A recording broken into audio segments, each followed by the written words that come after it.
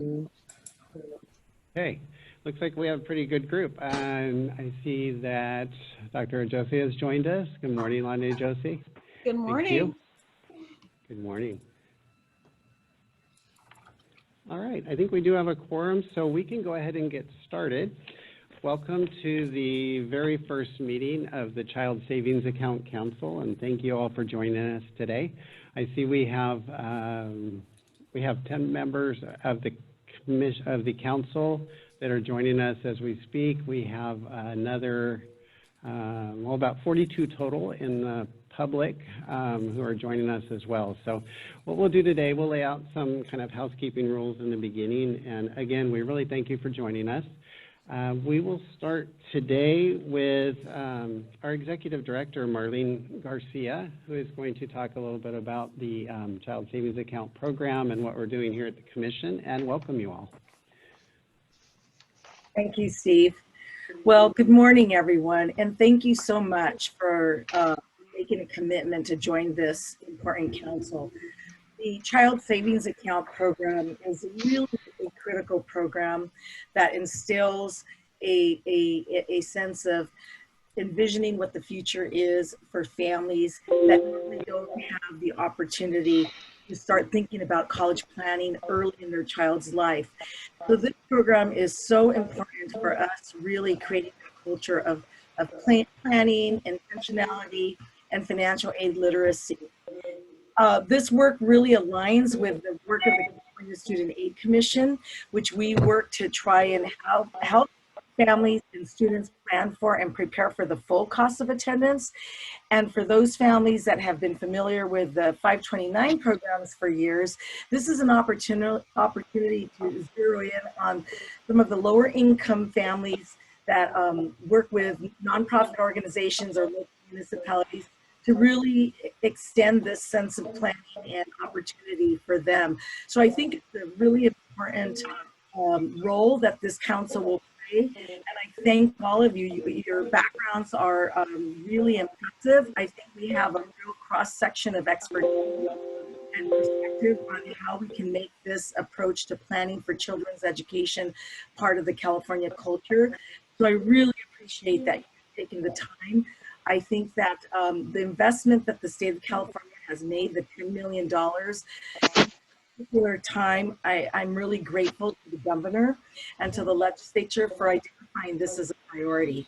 And I think it's really falls on us to ensure that that investment is well spent and that we're really planting those in various communities that don't normally participate in 529 programs. So this opens new opportunities, and I think it really lays a foundation for future growth in this area and future planning for families' children's college education.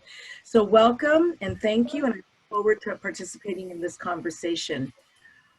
Steve, do you want to have everyone go around and introduce themselves, or how do you want to proceed next?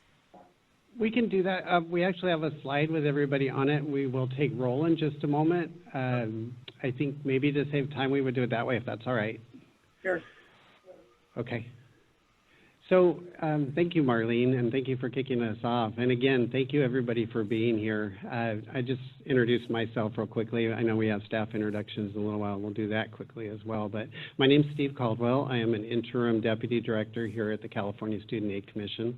And we are very excited about working with you and having the Child Savings Account Program added to our list of programs that we administer here at the Student Aid Commission.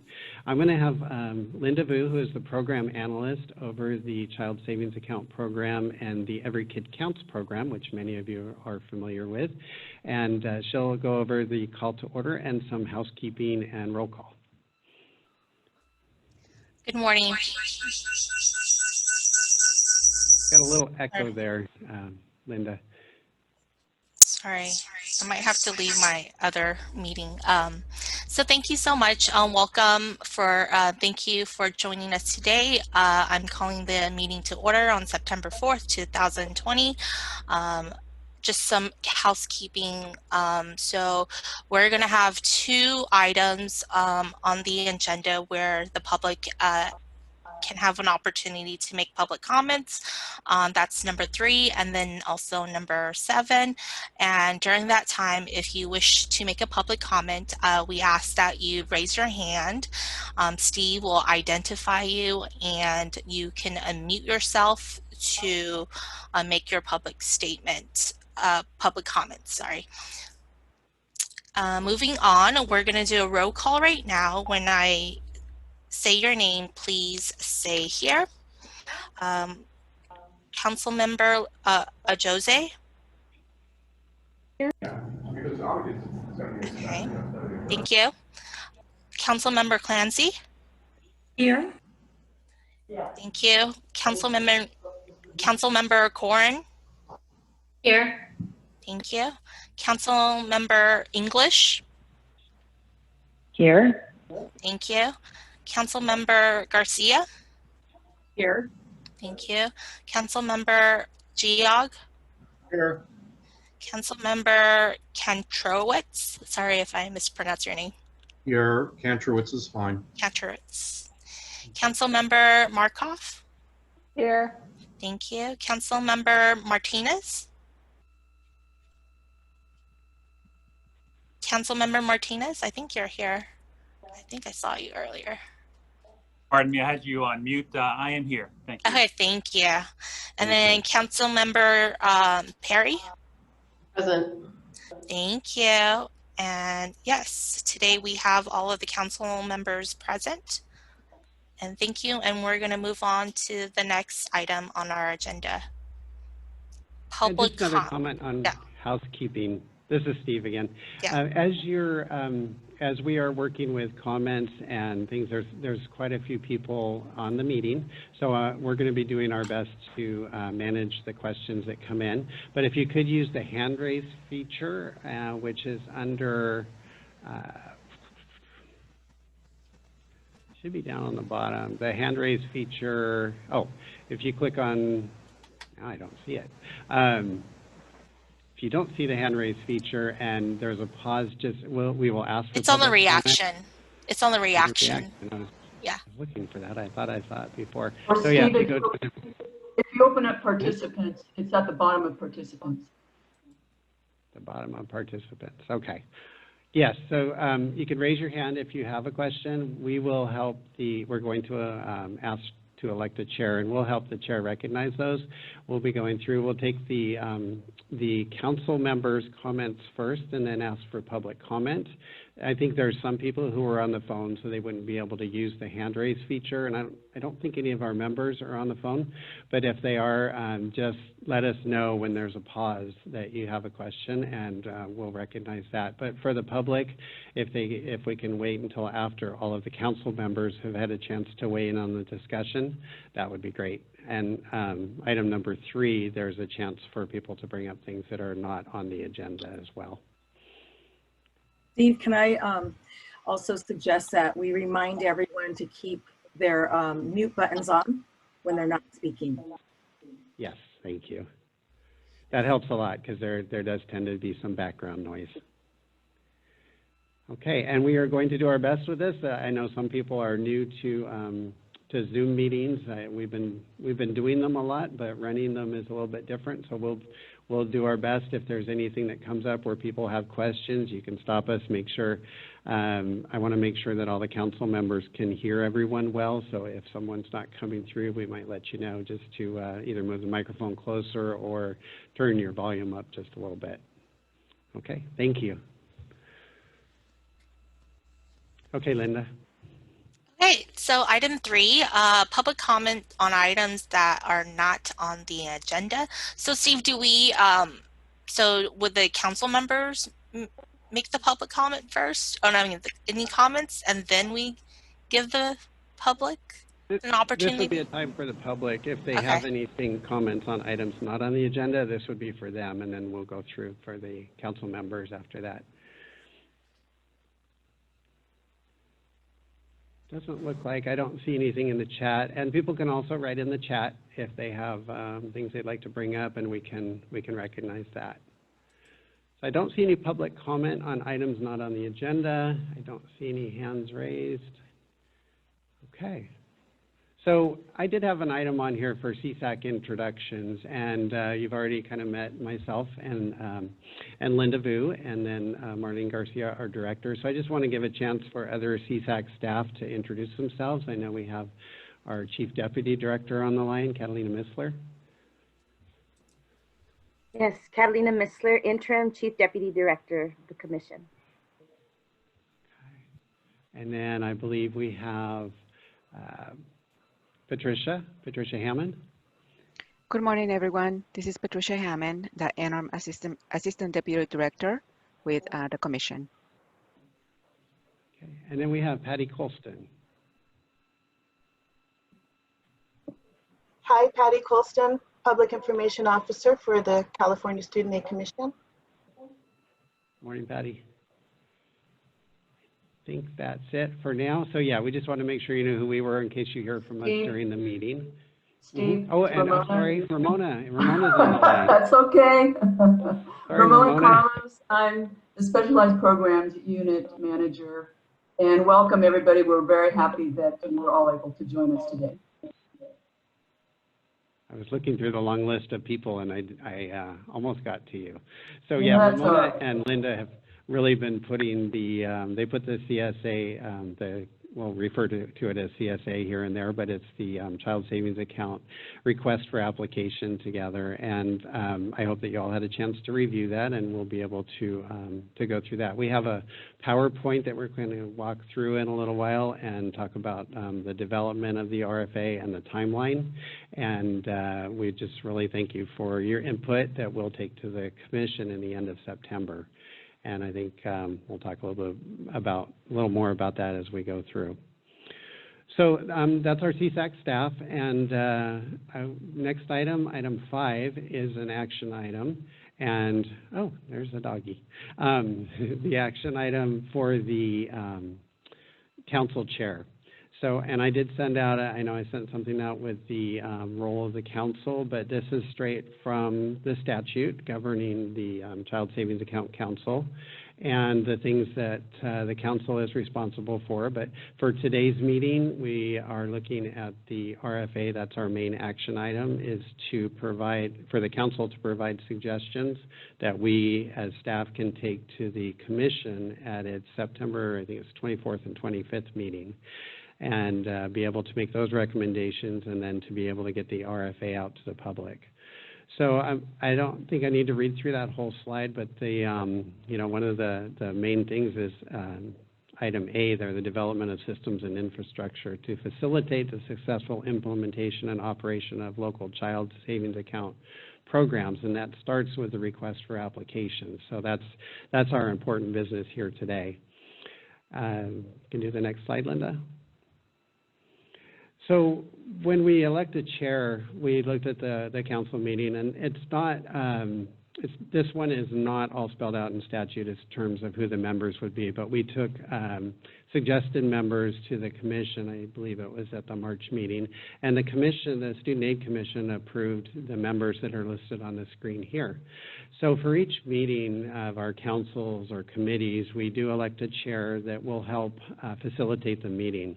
And there's a couple of roles that we would ask the chair to take on. It's not a full-time job by any means, but what we would like the chair to be able to do is to keep the meeting moving. So they would help us, they would actually facilitate the conversation, and we can help with the hands raised and things on the Zoom meeting, because it's a little different than a public meeting, which we're all getting used to in these days of COVID-19 and remote work, but it still takes a little getting used to for a new group. So as we go through the meetings, that'll be helping to facilitate the conversation, asking for recommendations, motions, and votes on those motions, which will mostly be just at the end of the RFA discussion. We'll be asking for a motion to accept the RFA and direct staff to make any recommended changes to the RFA, and then we will take those recommendations to the commission. So the other responsibility of the chair is really to approve the minutes, and we'll be putting together a summary very quickly next week after Labor Day to present to the commissioners of what was discussed here at the meeting. And by the way, we are recording this meeting just for our notes, and it'll be available on our website if people want to go back and listen to the meeting. So that will be there, and we are recording it. So that's really the role of the chair. It's mainly an administrative role for this committee, and then we'll talk about future meetings at a later date of the other things that are on the responsibilities of the council. Does anyone have any questions on that or the roles? Steve, Marlene has her hand up. Yes, I see Marlene. I thought it might be helpful, Steve, is if we let each of the council members introduce themselves. We have their titles here, and then so that they may know each other, but maybe not. And we can talk about the chairmanship for this council. Yes, I think that would be great. So we can start at the top there with Dr. Ajose. Good morning. My name is Londe Ajose. I am Governor Newsom's Higher Education Policy Advisor. I've been in that role since the beginning of the administration. Prior to joining the administration, I ran a nonprofit called California Competes and served for 5 years on the California Student Aid Commission, including 2 years as chair.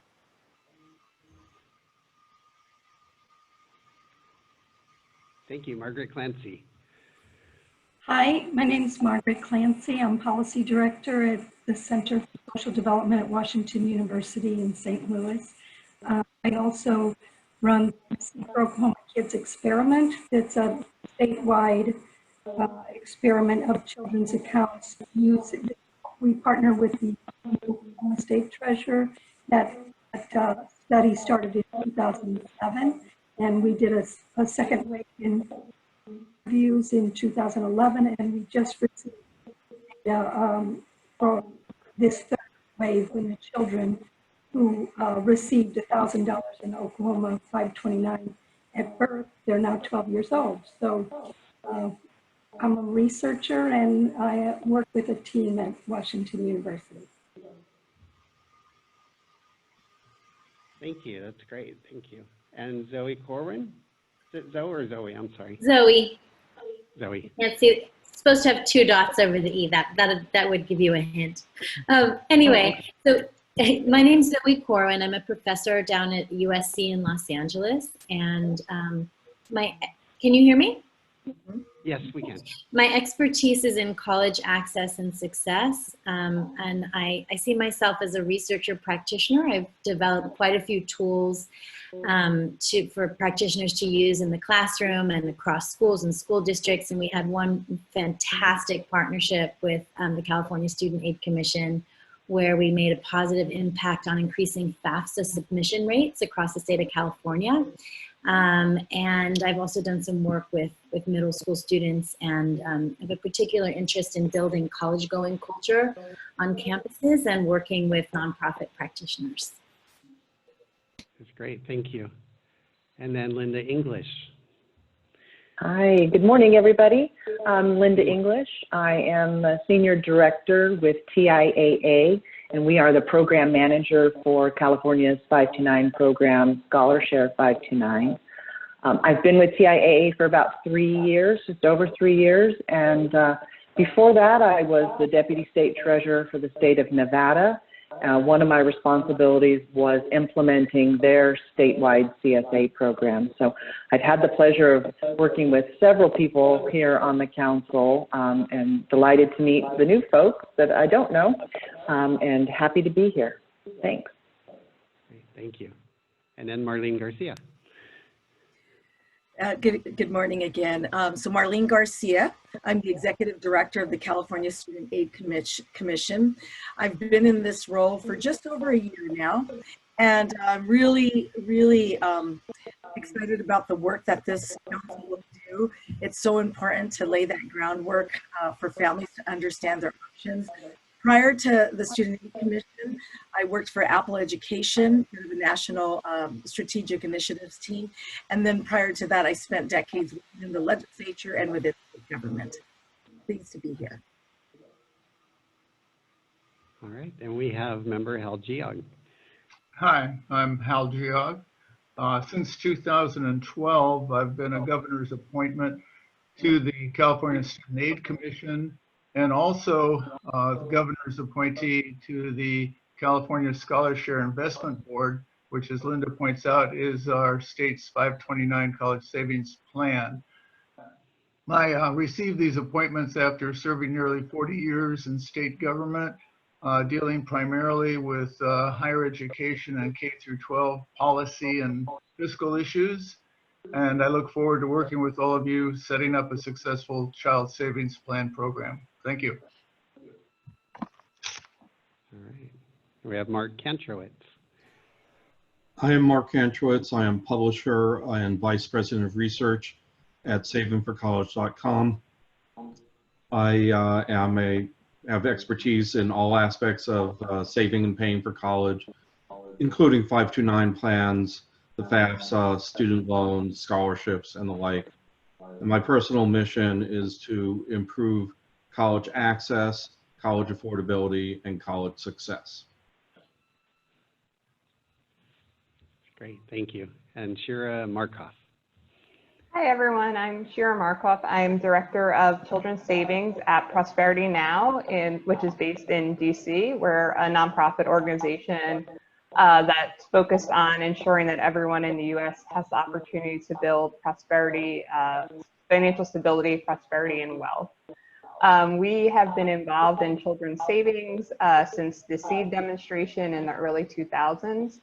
I've personally been at Prosperity Now for the past 7 years, and as part of a team, we've been really supporting the growth and strengthening of the CSA field, providing a lot of PA to new CSA programs, advocating for programs at the local and state and federal levels, and helping programs to raise funds as well.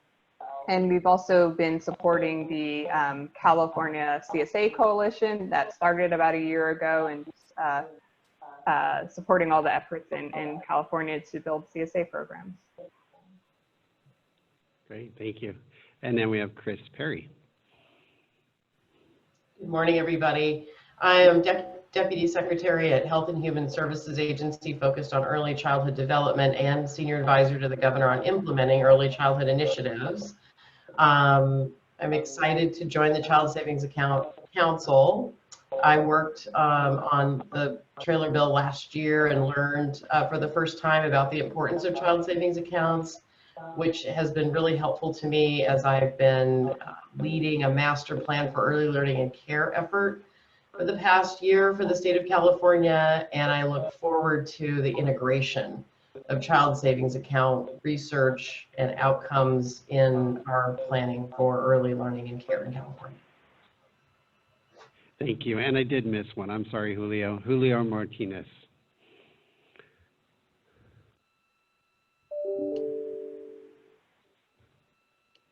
You might be on mute, Julio. Sorry about that. I keep doing that. That's okay. There we go. Yeah, Julio Martinez, and I'm the Executive Director of the Scholar Share Investment Board, which oversees Scholar Share 529, the state's 529 college savings plan. And, you know, just like Marlene noted earlier, we're very excited about the college savings account movement that's been kind of launched here by the governor and the legislature. And so in addition to, you know, overseeing the state's 529 plan, we're also going to be administering soon in 2021 the sister program to the commission's grant program, which would be CalKids, the soon-to-be, you know, largest statewide opt-out universal CSA program in the country. And so we're making some progress there, and so I'm really excited to be part of this as well, and I appreciate the invitation. Thank you. This is a great group, and I know that we're going to work well, and we really appreciate, again, your willingness to join the Child Savings Account Council and to work with us. I do see one hand up. Marlene, did you have a question, or was that from before? I think you're on mute, but. Yeah, that was the previous question. Okay, great. Okay, so now what we're looking for is any volunteers or nominations for the chair of the CSA Council, and I will facilitate the vote on this one. So right now we're looking for nominations or volunteers.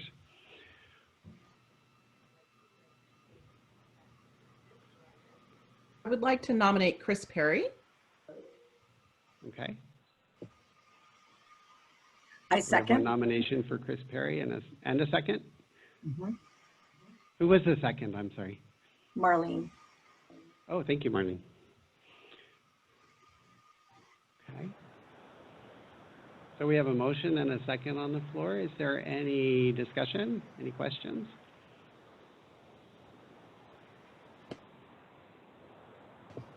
Okay, I'm just checking the board here. I don't see any questions in the chat.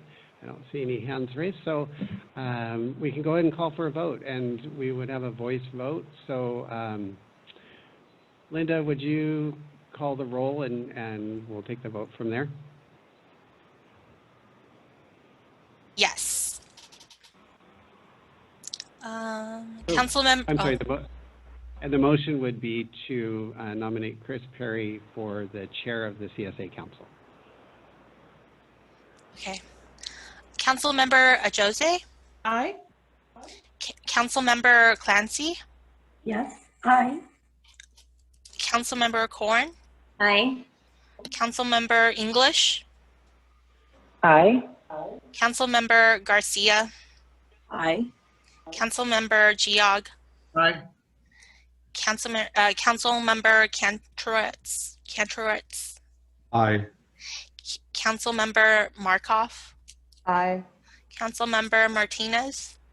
Aye. Do I include Perry, or she has to abstain? Okay, Councilmember Perry? Aye. Okay. Is that everyone? So it sounds like it's unanimous. Okay. So motion passes on a unanimous vote. Thank you. And so I will now turn the gavel over to Chris Perry, our new chair. And thank you for volunteering to do that, or being voluntold to do that. We appreciate it. So then we go on to the actual program overview, and we'll have, our staff has put together a PowerPoint to kind of guide you through that. But Marlene, did you have a question? No, I just wanted to thank Councilmember Perry for accepting this responsibility. And we will provide, the commission staff will provide you all the support. So really utilizing your expertise to help guide the discussion so we're moving in the right direction. So thank you so much for accepting this position. Thank you, and thank you to the council members for having confidence in me, and I look forward to working with you on this important issue. And congratulations. Okay, so the next item is not an action item, but it's for your information to kind of walk through the RFA process and what we're looking at. So I'll turn it over to Linda Vu, and she's going to share the next slide. Hi, this is Linda. Before we dive into the RFA, we felt that it was important to kind of give a program overview for the public, but also to the CSA Council. I know that sometimes it can be overwhelming just to read through the RFA, so we wanted to provide a quick overview of the programs and how the money will be allocated. So the intent of the CSA grant program is to support local governments and nonprofit organizations who collaborate and sponsor regional child savings programs. And this is based off of language from the statute. So originally the statute allocated $25 million, but with COVID, there was a revision on the budget. And so the new allocation is $10 million in one-time general fund to the CSA grant program to the program.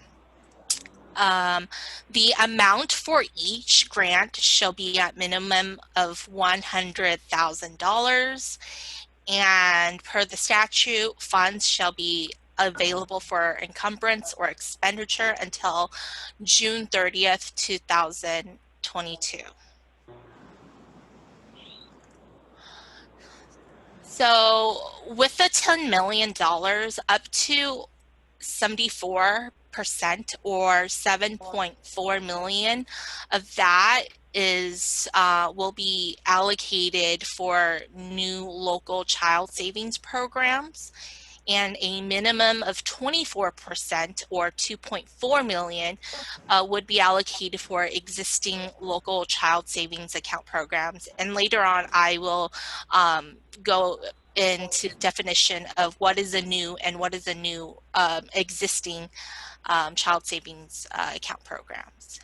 And then the remaining 2%, which comes out to 200,000, is reserved for the commission to provide outreach and administration of the program, and then also to provide technical assistance to applicants, generally applicants who are new, but not limited to other applicants too.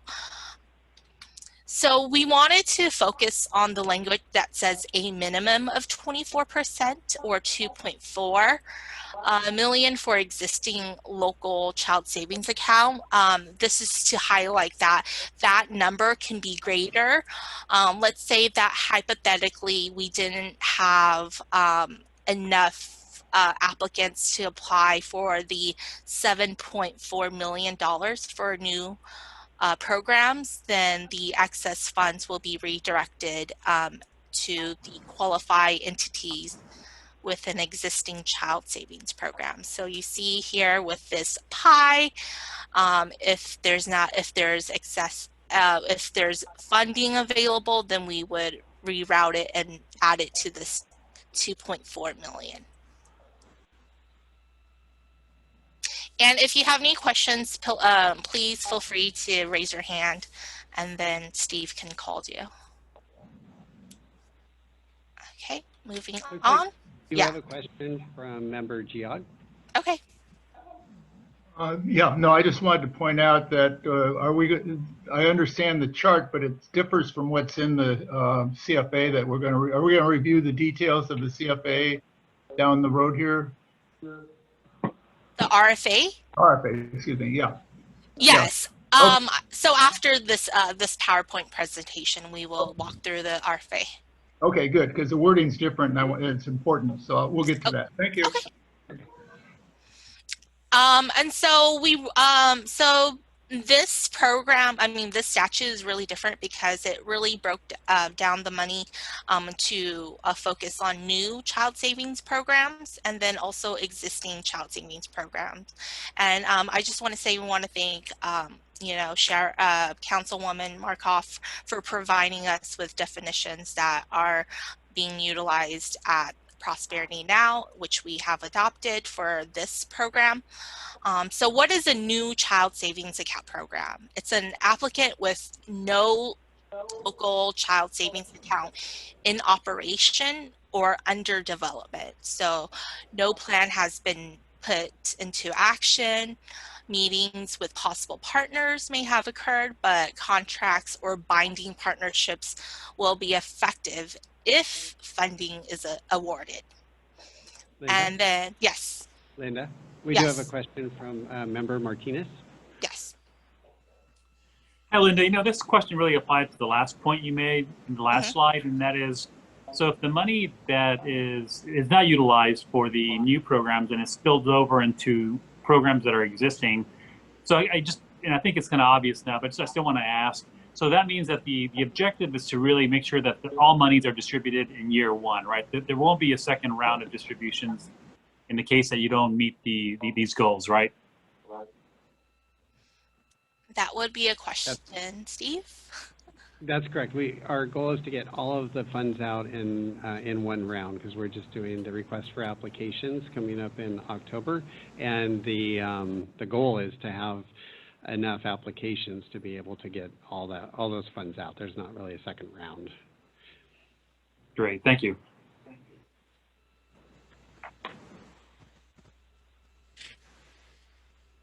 Okay. if there's no more questions, I will move on to the second piece of the slide. So existing child savings account program. It's an applicant with a local child savings account program in operation or under development. An existing child savings account program which serves children ages 0 to 10 has been put into action, and the program is currently operating, and ideally our Every Kid Counts grantees would fit this profile in this group.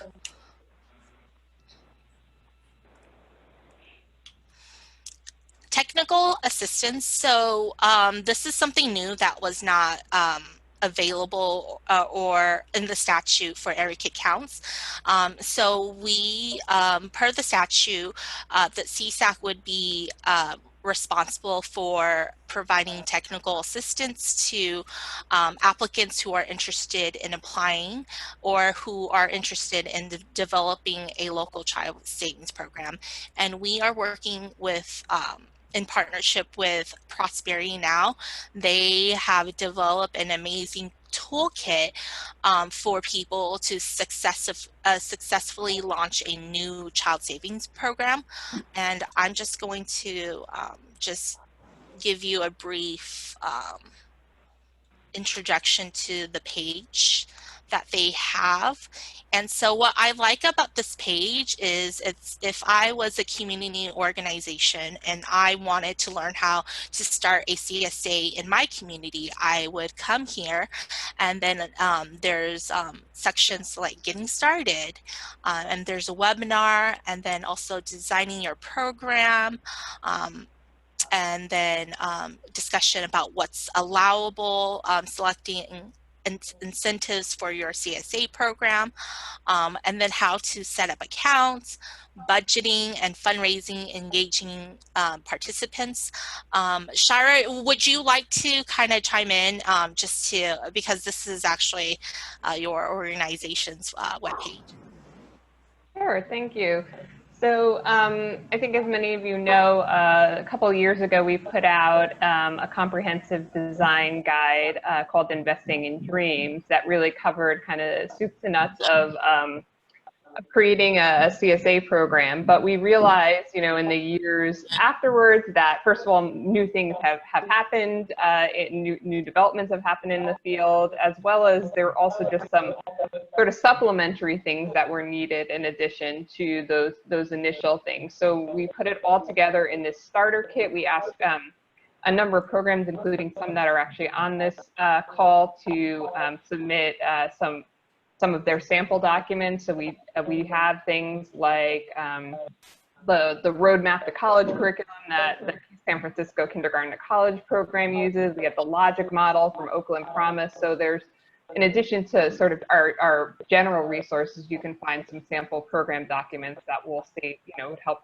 save programs a lot of time in trying to set that up themselves. I think one of the most helpful things is the work plan that we've created, because people often ask how long does it take to get a new program started, and it does depend, but at least this gives you a sense of all the steps so you can kind of plan. So I think those are the main highlights.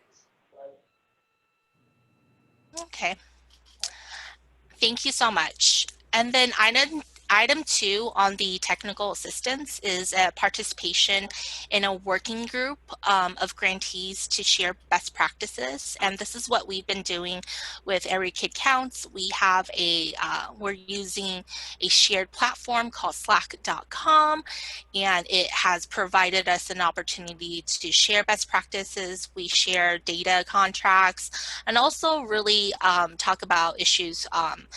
One of the issues that we're talking right now, discussing right now, is how are different groups responding to COVID, and how has that changed their outreach efforts. And so a lot of good discussions, and then also we asked that the Every Kid Count grantees provide monthly updates, so all the groups can kind of get a feel what other people are doing with their programs and get idea. And then the third item, technical assistance. We will be providing a webinar in collaboration with Prosperity Now to kind of go over the same content that we're going today, but also dive into the application process and if there's any questions that they have. Linda? Yeah. I think we do have a question from Council Member Clancy. Okay. I should say question or comment. Thank you. Thank you. I had a question about the technical assistance. The Center for Social Development has been working with each of the states that have statewide policy, but also programs over the years, and we have research from a number of different studies, but mostly see Oklahoma kids that would be helpful, I would think, too, as part of the technical assistance. Sometimes Shira has posted those as part of their toolkit, but I'm not sure if we're up to date that we've shared everything with Shira. So I'm just trying to figure out how we can make sure that we get the latest research. We publish in academic journals, but then we always drill things down to a simple 1 or 2 page brief or fact sheet. So I was just trying to figure out how that information might be shared.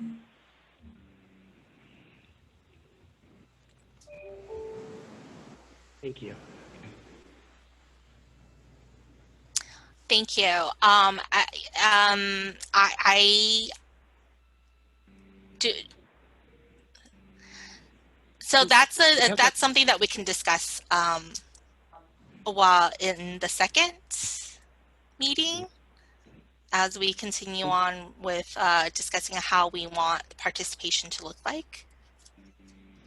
Yeah, I think we do have the starter kit and the toolkit linked on our website. Is that correct as well? We can share that way. For Prosperity Now starter kit, we don't have it right now, but we can add it to the webpage. Yeah. Good. And I see Marlene has raised her hand as well.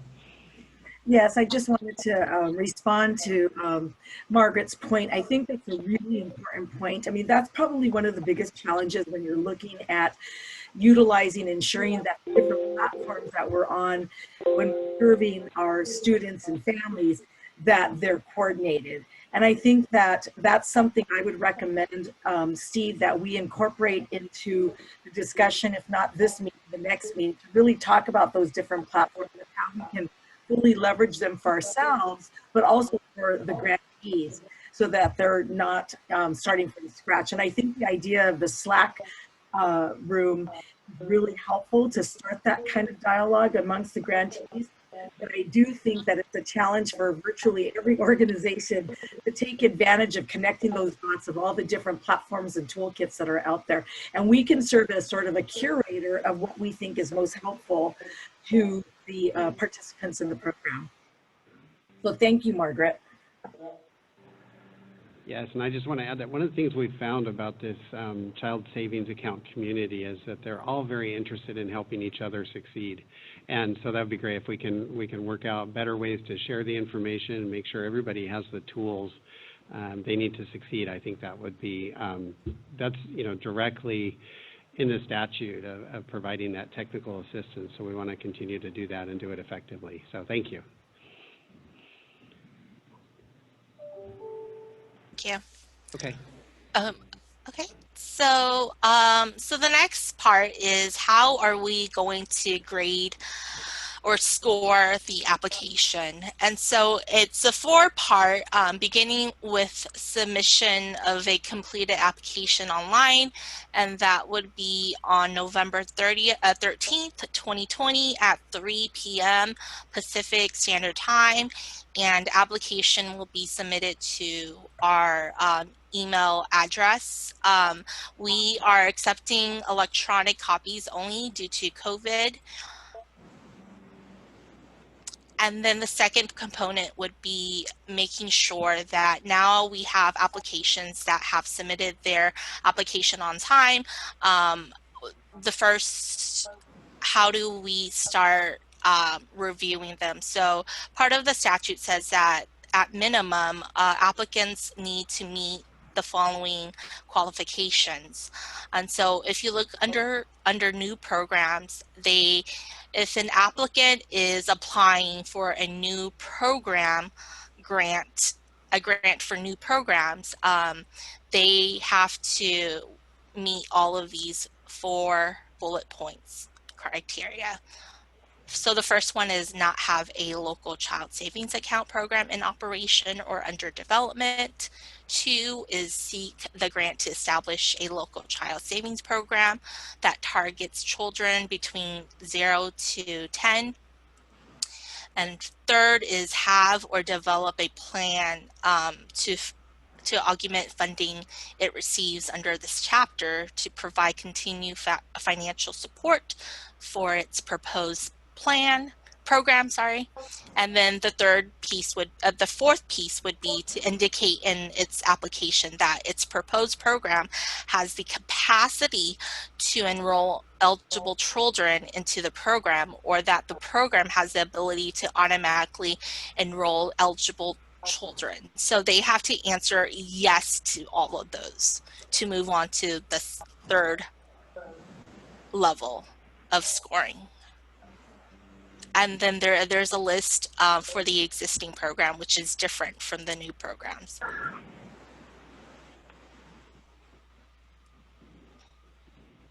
Sorry, Steve, are there any hands raised? I don't see it. I can only see my PowerPoint, so, okay. No, I'll let you know if I see any. And just a point too, we did have one more commission staff member join us, and that is Julia Blair, our general counsel for the commission.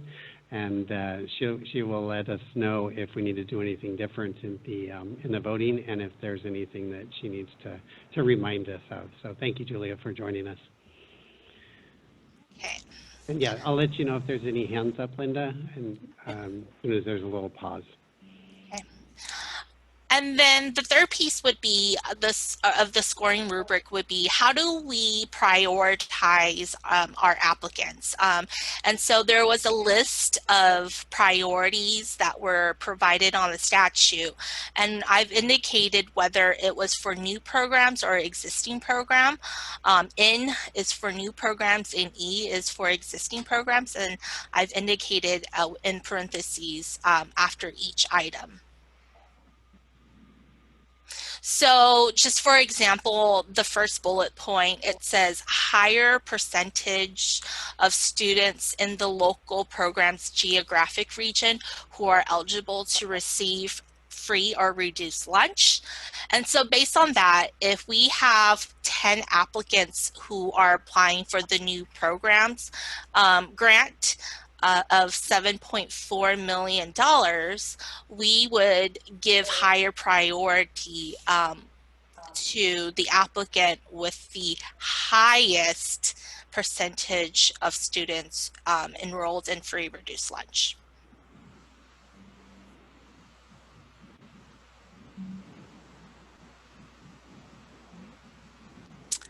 Don't see any questions right now.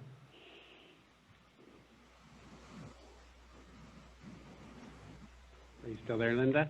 Yeah. Okay. Okay.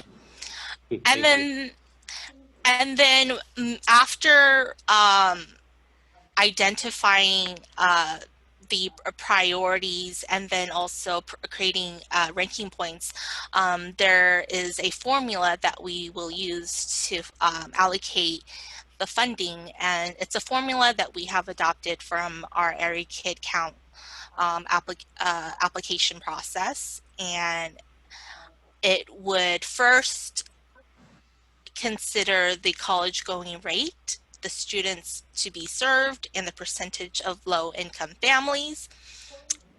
And then we would prioritize the applicants using the number of points that they received, and there would be an adjusted award amount. This adjusted award amount is an amount based on based on the formula. And a issue that we encounter from our Area Kid Counts was that the formula was providing us a number for an applicant, a award number that was greater than the number that they requested. And so we would have to make an adjustment. We would not award an applicant a award amount greater than what they requested. And so we would have to use the ranking points again to recalculate those excess funding to the other applicants. And then that would give us an output of a preliminary award amount offer that we can offer to the applicants who were successful.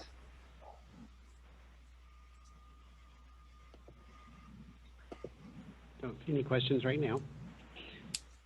Oh, I do have one. Marlene Garcia has a question or comment. Yes, I just wanted to point out this scoring rubric is based on a lot of different programs that the Student Aid Commission awards, and so it's a well-established process. I think as council members, you're probably thinking, oh my gosh, these are very detailed allocation formulas that go into that are going to be leveraged to make these decisions. These will be. The staff will play a significant role in scoring the different RFAs so that you then can really look at stronger, to help you evaluate the stronger of the grants to receive funding.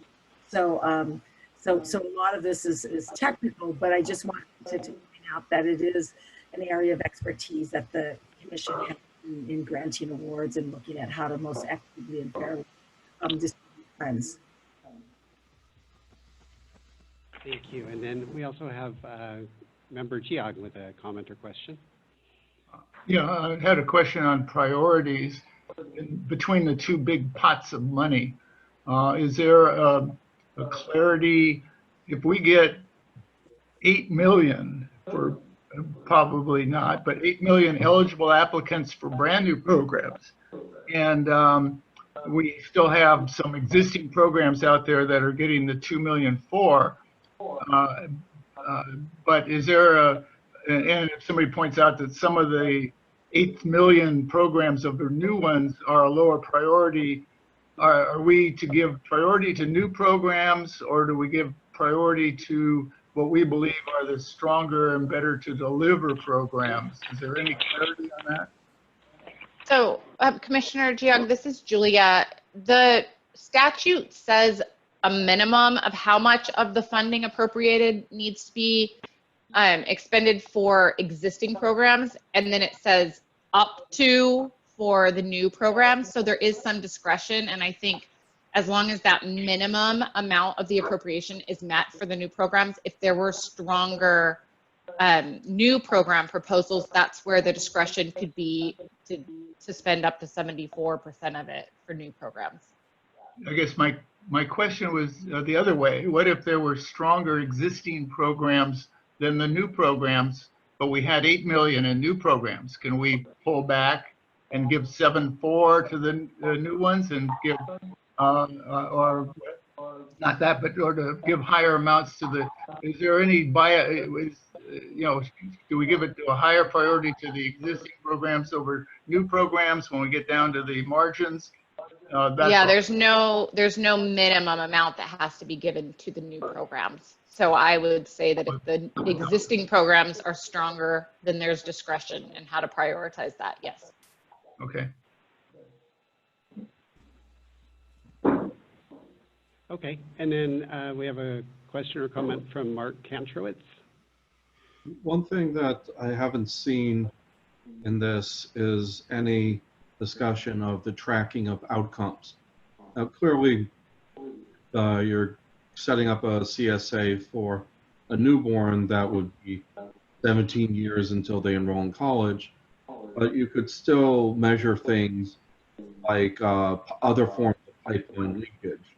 I mean, does the child graduate from elementary school and start middle school, or other forms of drop-off along the way, to try to show what the impact of the children's college savings accounts are on educational progress. And we do get to that. We have a reporting reporting section in the RFA, and we would like your input on that. There are several things that we'd like to discuss in the RFA, and we'll get to that piece. And that is important. The outcome data that we will get from the grantees is going to be very important. So that is something we do want your input on. Okay, and then I see a question or comment from Chair Perry. Yep, thank you. I really want to support the earlier question about the consideration of outcomes and whether in the RFA or in some other aspect of this, but obviously if it's in the RFA, it's easier to achieve that goal.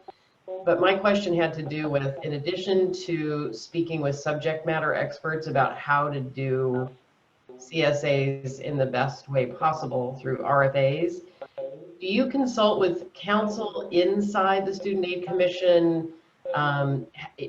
Just wanted to kind of take us down that path for a second, because some of these technical questions, I'm assuming, and this process, I'm assuming, was vetted and approved by counsel already. Yes, our legal counsel, Julia Blair, reviewed the RFA, and it is based, as Executive Director Garcia said, on several other programs that we've worked with. So that's the basis for it, and moving forward into the CSA RFA. So a lot of it has been vetted in the past as far as the formulas and things, but we have had legal counsel review the RFA, and the Commission will review it as well before it goes out. And they squared these percentages with the trailer bill, and all of it was, so everything we're seeing is really an operationalization of what was in law. That's correct. So I actually specifically had that question when I saw program staff present this, and we met separately, went through the statute. I went through the RFA with them, because that's my concern as the lawyer, just making sure that this aligns, the formula they're using aligns with what's set forth in statute. Thank you. So we went through that process. Thank you. Thank you. And then, see, we still have hands from Member Martinez. I'm not sure if that's from before. Hi. Yes, no, this is related to the criteria for new and existing programs. Now, I noticed that a program is not eligible. A new program is not eligible. I mean, take it back. In order to be eligible, the program cannot have a local CSA program, right, in operation or under development. And I noticed that under development, those programs that are under development fall under existing programs. And I asked this question because, you know, very often we work with local CSA programs, or at least organizations that are interested in developing you know, CSA programs of their own, and very often, you know, they're at the point where, like, they're developing models. You know, they need funding, but they haven't gotten that far. And so, can you, I guess, share with us what you would define as under development for purposes of qualifying for either one of the pots of money? And Linda, we have that in the RFA. We have the definition of under development, correct? Was it? Here. Oh, we didn't have under development as a definition. So we say, yeah, so that's just what's in law, in operation or under development. And in the past, when we looked at the Every Kid Counts, we had some that were under development because they had already had meetings. They had a program that had already started. And that's something that we would ask for your guidance on that as well, in terms of what under development should be defined as. Okay. I think, Steve, if I could say something. Yes. Ramona? We also, that's Ramona Carlos. I think one of the indicators also would be if children have not been enrolled at this time, that would be considered new. And so it could be that there is a group that is in discussion, but they have not yet, for various reasons, have not yet enrolled children into the program.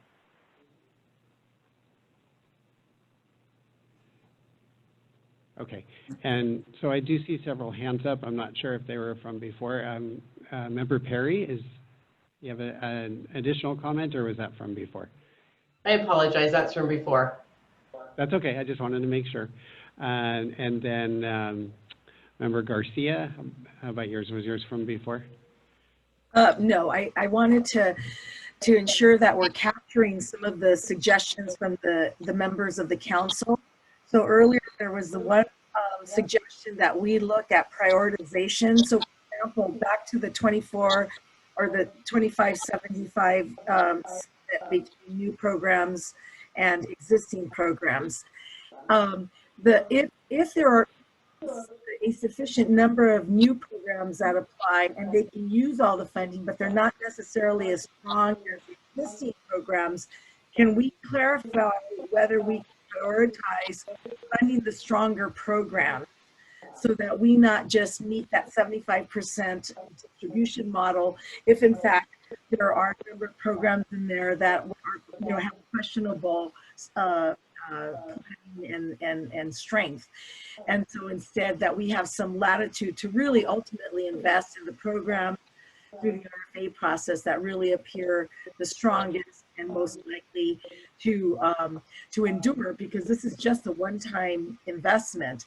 And so those that have succession planning and other would also be a consideration. So I'm wondering if we might be able to capture all policy suggestions, and of course including making sure that the outcomes provisions are really clear and prominent in the RFA, that we incorporate those things before the RFA moves to the full student aid commission for ratification.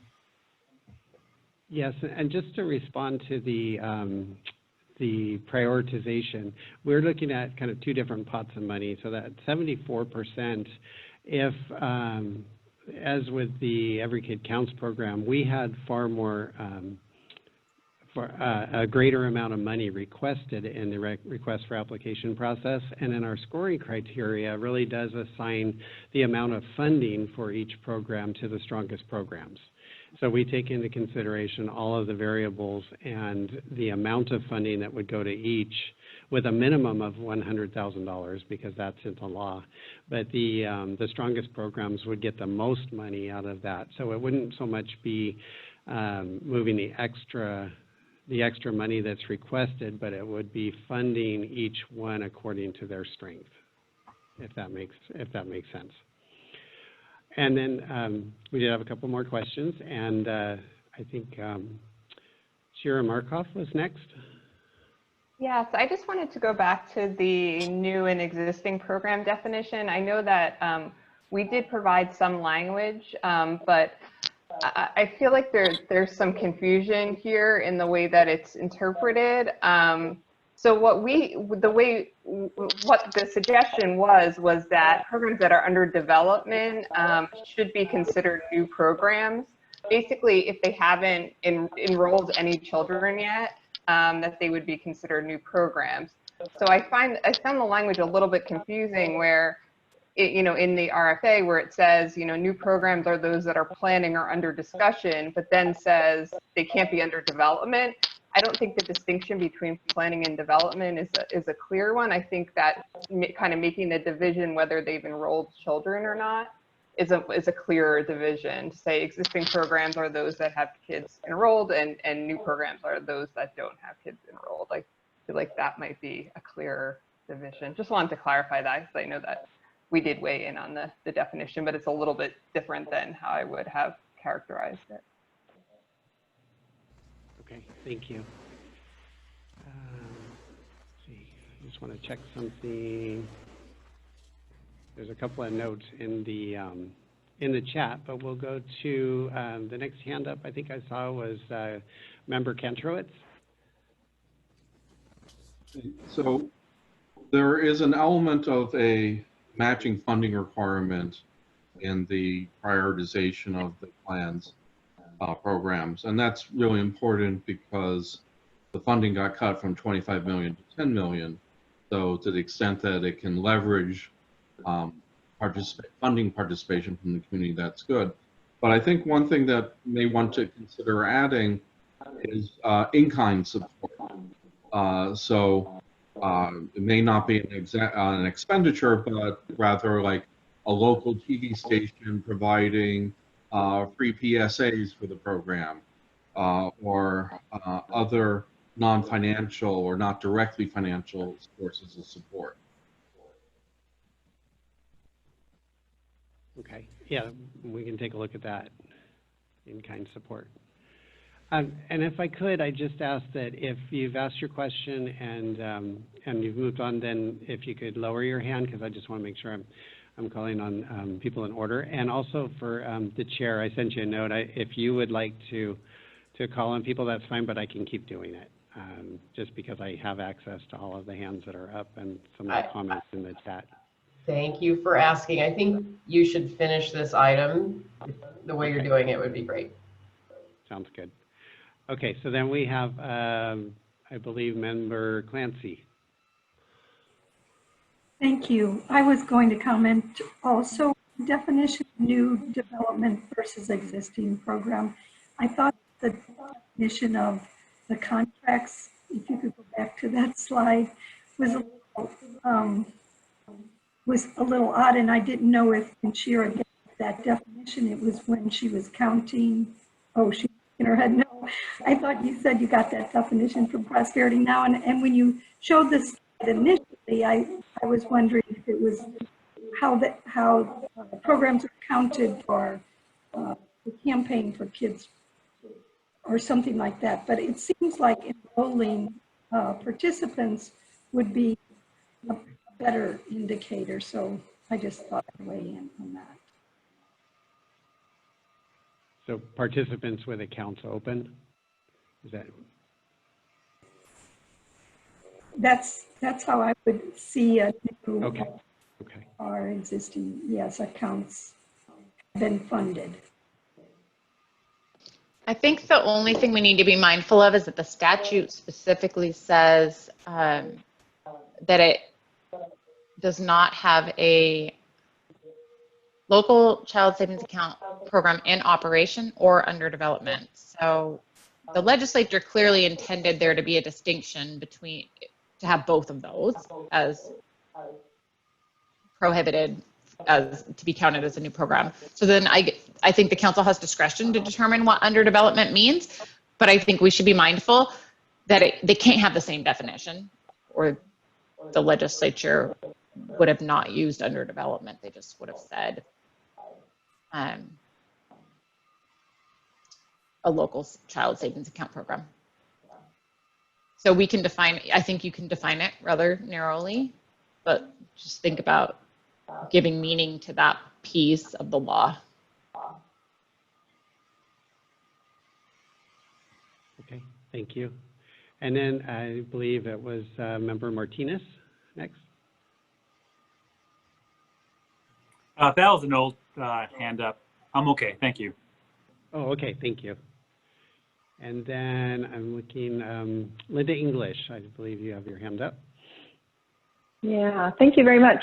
I don't know if you want to talk about it here or maybe when we get to the RFA, but my question was around to expand existing local programs. It talks about expansion quite a bit in the RFA, and I was wondering how do you, is it the intent that existing programs, if they just want to have funding to continue their program, or do they have to show that they are reaching a new population or offering something different? I guess I just would like to understand what expand means in the RFA. Just looking to see if anybody else wanted to weigh in on that. Expand is in the statute, just the way it's written, so it's a little bit subjective. Any advice the council might have on, the definition of expanding would be helpful. We kind of struggled with that. Ramona, do you have any comments on that as we went through, or Linda? I think Linda's hand was up too earlier. Well, I think we discussed expand, because it's not defined in the statute, and we discussed that it could be, increased numbers of children and families served.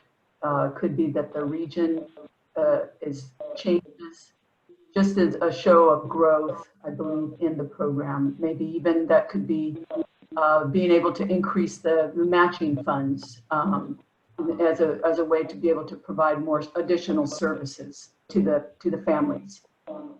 New activities, for example, for families. But it's true, it's not defined in the statute. I think we would be fairly open to what that could mean. There is a comment, Linda, on the chat that the slide somehow got expanded, so we can't see it all. I don't know if you can bring that down a little bit. Also, there's a comment in the chat. Let's see, where did it go? A couple comments supporting that we do need a better definition of new or existing. And just one kind of comment on that is that under the definition of existing, if we just say that they would not have, that they have children enrolled in the program. We do have 2 that we funded in the Every Kid Counts program that would qualify as new under that definition, which Los Angeles, I don't believe, has accounts open yet. They're still in the planning and development stage, so they're moving forward. But under the definition of just not having accounts set up for children, they would be in the new category, but they already received an Every Kid Counts grant in the last cycle. So, and then after that we have, believe, Member Clancy has a comment or a question. I'm sorry, I'm having trouble removing my hand being raised. Okay. Other icon. What I'll do is, okay, if I believe that you already made your comment, I'll go ahead and lower your hand because I have the ability to do that. But if I do that and you still have a comment, just raise it again, and I'll try to make sure I don't delete it. So, and then we have Member Garcia with a comment or question. I have a question, and I'm wondering, would it be appropriate for us to make a motion to further sharpen the definition of new programs under development and clarify these 2 definitions, as well as clarify the definition of what expansion of existing programs means? Because it is broad, and so it sounds like we need to have some further clarification within that broader language. My recommendation would be that when the council, if the council decides to move forward with finalizing the RFA, they just incorporate in the motion to direct staff to make changes as discussed by the council. And before you have that motion made, have the council agree as to what changes they're directing staff to make specifically. So I don't think that you need to have a motion for each definition. You're just going to say, as discussed, direct staff to make changes to the RFA as discussed by the council. And we'll track those and summarize what we've heard at the end. And if anybody else has additions to that, we can put them into the motion. Okay. All right. I don't see other hands right now. Yes. The slide is still oversized for the screen. It is. Linda, are you able to shrink that slide a little bit? It's we're only seeing part of it because it's big. Hello, everyone.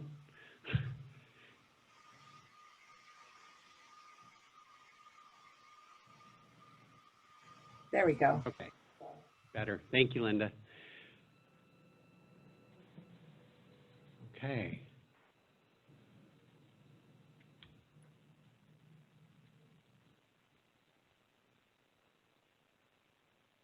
I'm just reading the comments in the chat, and most of them are around the definition of under development, and then the definition of broadening the definition for incentives, initial deposits, as well as expanding services to participants. So this is the definition of expansion.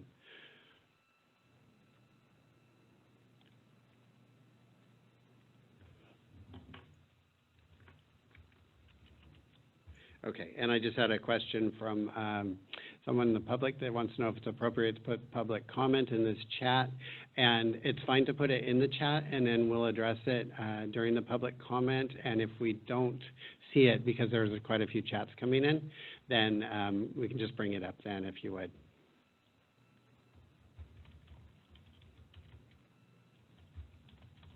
Okay, Linda.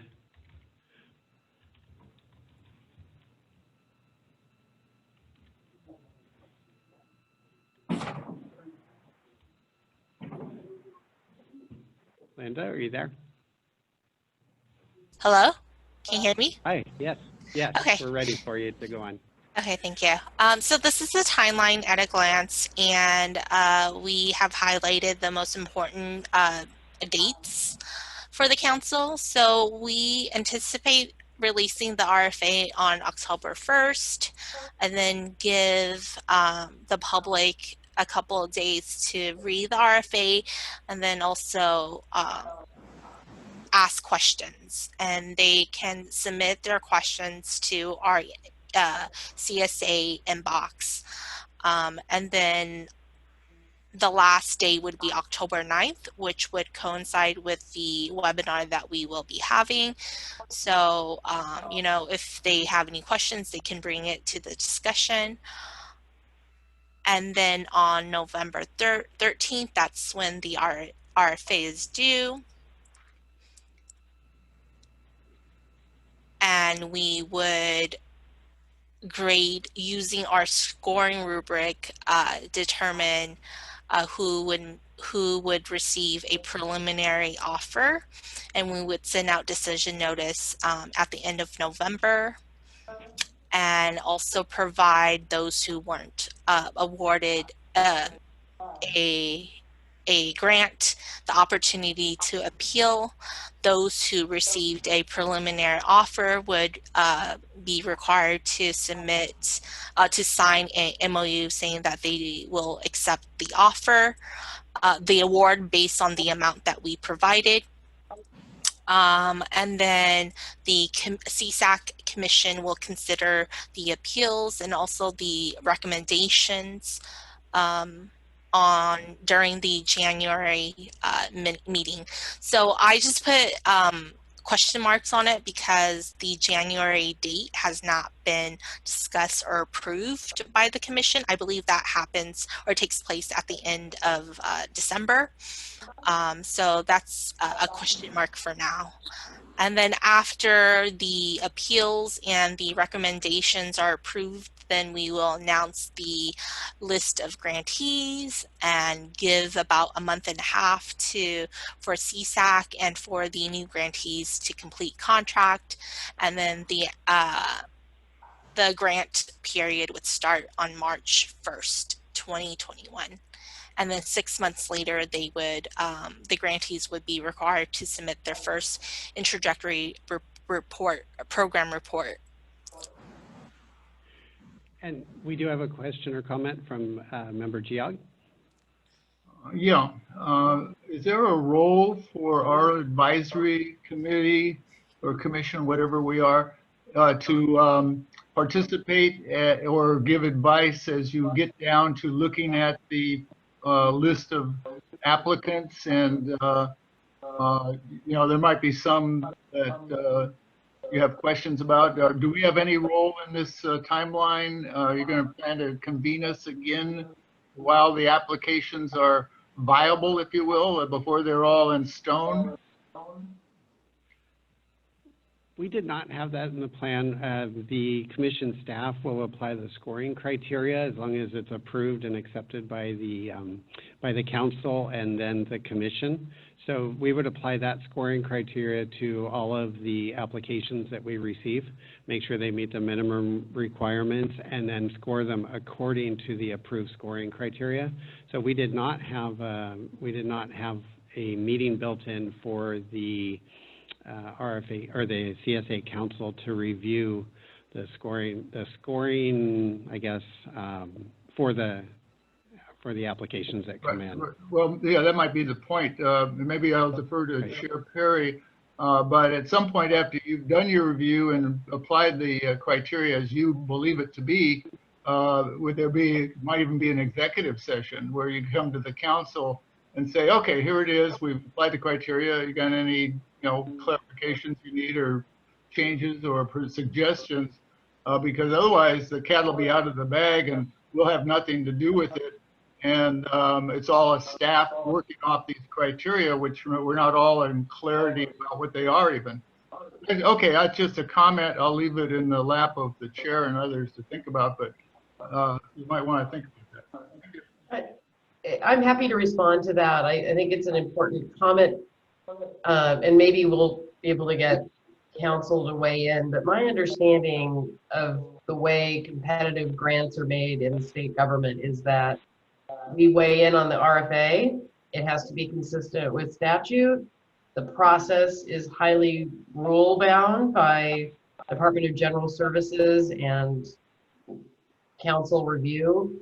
And if we are not, as council members, supposed to be involved at that sort of scoring level, that from previous experience I've had in state agencies. But I think it would be really nice to hear from Julia, or perhaps if we can't get that answer during the meeting today, you could update us after the meeting. But I think it makes sense to talk about why we can or cannot be involved in the process, so everybody understands what the rules are and that we're following them.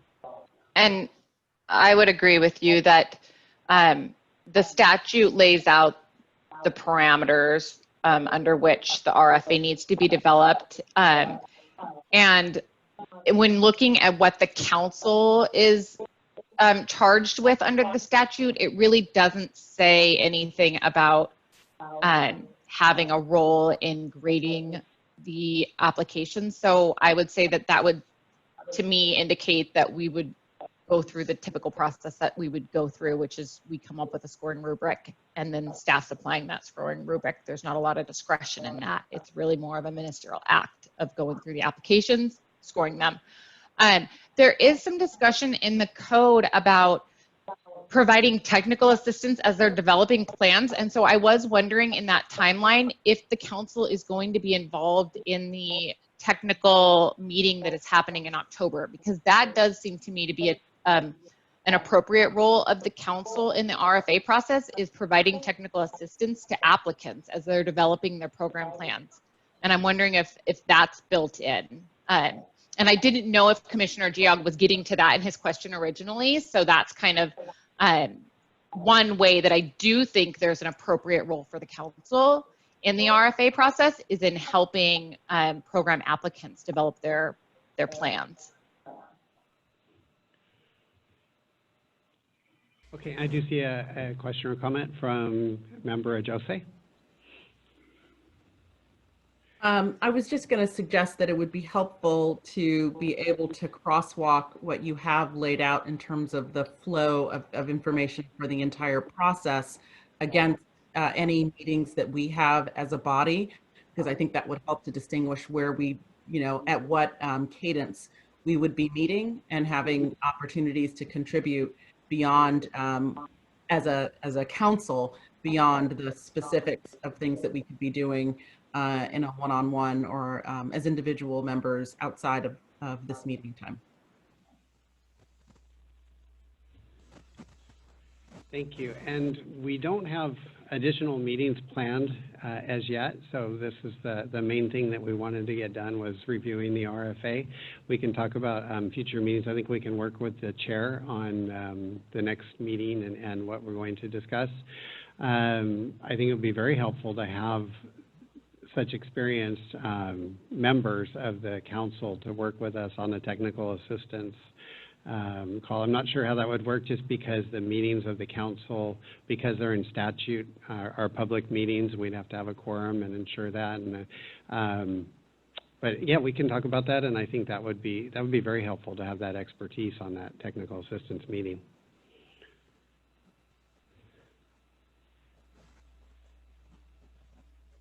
Okay. I don't see other questions right now. I do see a couple things in the chat that we'll get to in the public comment. Okay. Okay. I think we can go on, Linda. Okay. So the answer is who should apply for the CSA grant, and we are recommending encouraging cities, community organizations, county offices of education, schools, and school districts to apply. And in terms of outreach and marketing plan, I'm going to pass the mic to our information officer, Patty Colston, to talk about the outreach and marketing plan for the CSA program. Thank you. We have been working with the FDIC as partners since October on getting the word out about this program. We want to thank them very much for their consideration and their support, especially in educating us around the Community Reinvestment Act, which is a way that nonprofits can partner with financial institutions that are required by federal law to serve the low and moderate income communities that they're located in. So we have provided outreach presentations here in Northern California and Sacramento, as well as in Los Angeles with the Alliance for Economic Inclusion. And we look forward to continuing that partnership. We'd also like to get the word out to California's most eligible counties, and that eligibility is based on the high numbers of free and reduced meal and low college going rates, which is found in the California Department of Education data. And many of these are rural counties. We tend to think of low income and we think of urban. Urban is part of this configuration, but actually Butte County, based on the data, is the most eligible county in the state. I'm not sure if you can see the map, but I believe that Linda has a copy of this. These are among California's most eligible counties. We'd like to continue to partner with the California CSA Coalition, who's been very helpful to us. And we'd like to develop some web-based presentations to California regions, partnering with their associations of governments, perhaps doing them regionally based on where they're located in the state. Also, someone brought to me the idea of when we're doing outreach with our awardees, that we consider adding a Cal Grant public information component to their outreach program, because these students are not only going to be eligible for the CSA accounts, those are also going to be students who are most eligible for Cal Grant awards when they graduate. The kind of cradle to college concept that I think we've heard that buzz term a few times. But we do have the County Association of Area Governments. I'm not sure if I gave that acronym right, but it's the other CSAC.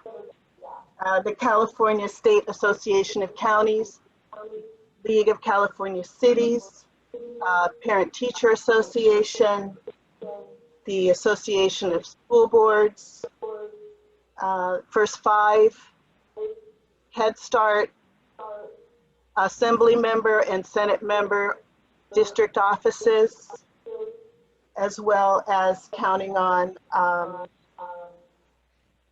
our Financial Aid Advisory Board, perhaps, for recommendations.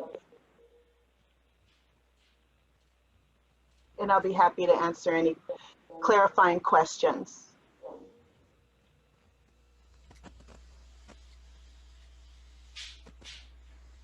Okay, thank you, Patty. I don't see questions coming through. I see one on the chat, and the answer is yes to getting a copy of the map and the slides. Oh, okay. Okay. And there's also one from Member Kantrowitz about partnering with local chambers of commerce, which are active in college access initiatives. Great. And one that says, I appreciate the strategy Patty just mentioned about sharing cradle to college info in one spot, also mentioned by Council Member Kantrowitz. Thank Good. you. Thank you, Patty. You're welcome. And then also, let's see. There's a comment from Member Kantrowitz, which also came up in our meeting with the CSA Coalition the other day. We had a phone call with them, and they're very interested in partnering with the Student Aid Commission and with others.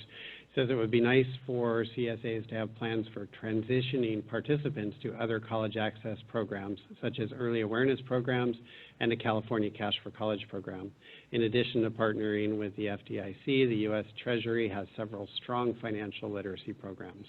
And that's something that I know the Student Aid Commission, under the direction of our executive director, is looking at building the partnerships for the Cash for College program and our California Student Opportunity Access program with the CSA programs and vice versa, so that we can share materials that we have here at the Student Aid Commission and programs that we are aware of to build those partnerships and help transition families into further college planning than the CSA program.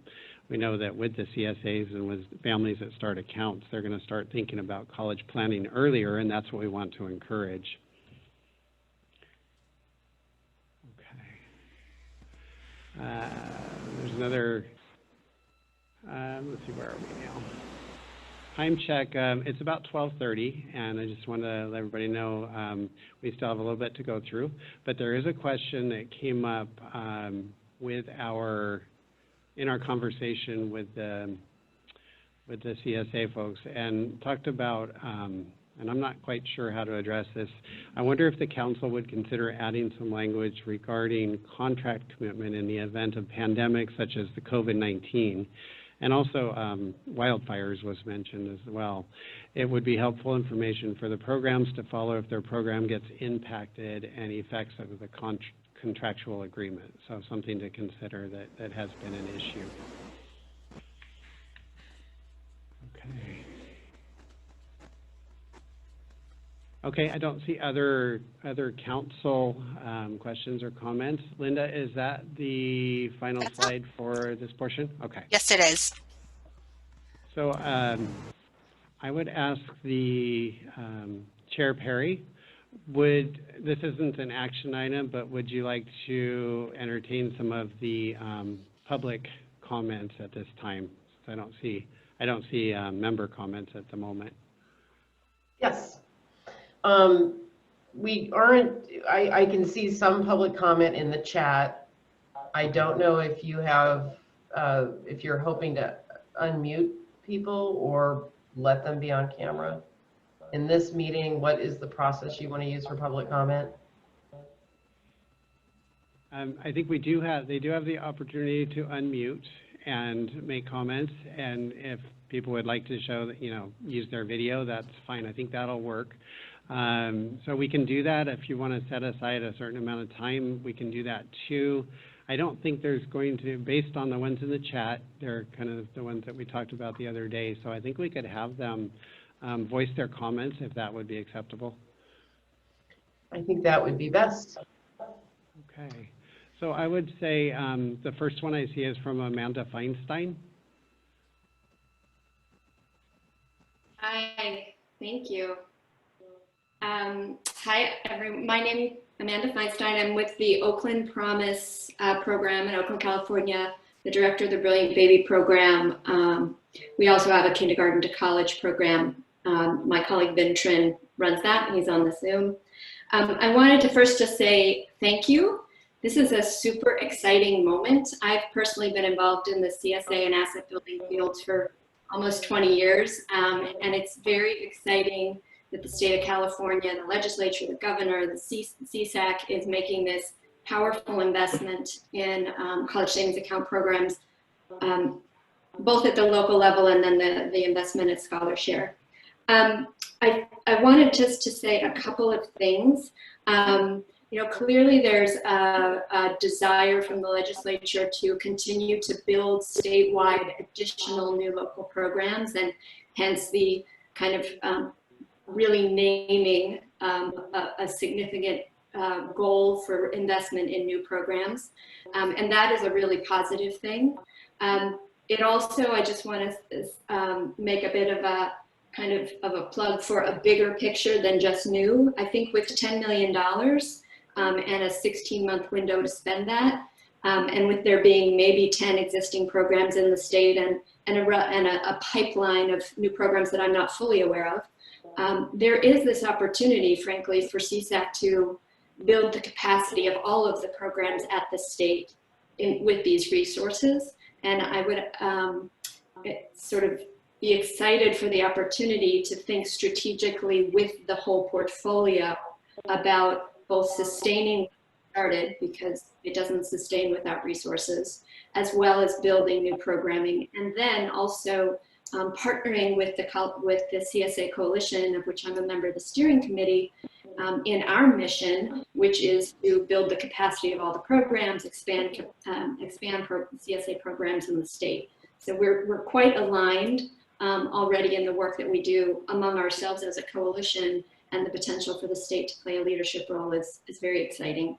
The one sort of tactical thing I wanted to mention is that the timeline for spending the dollars, which looks to be about 16 months, you know, in the life of a CSA program is not a really long time. And particularly in the startup of a CSA program, I've been involved in starting several of them over the last many years. And just to bear that in mind as you're allocating resources, you know, it's only possible to start and build these programs at a certain pace. And then if you sort of layer on the pandemic, we're all struggling to build the capacity and do the full reach we had planned. So it might make sense to have some kind of language or opportunity for no cost extension. I don't know if that's something you plan in advance or if these dollars allow for it, but it's something you might want to consider as a sort of safety valve so we don't leave any of these precious dollars on the table. So thank you for the opportunity to speak. Thank you. Does anyone else, would anyone else like to make comment?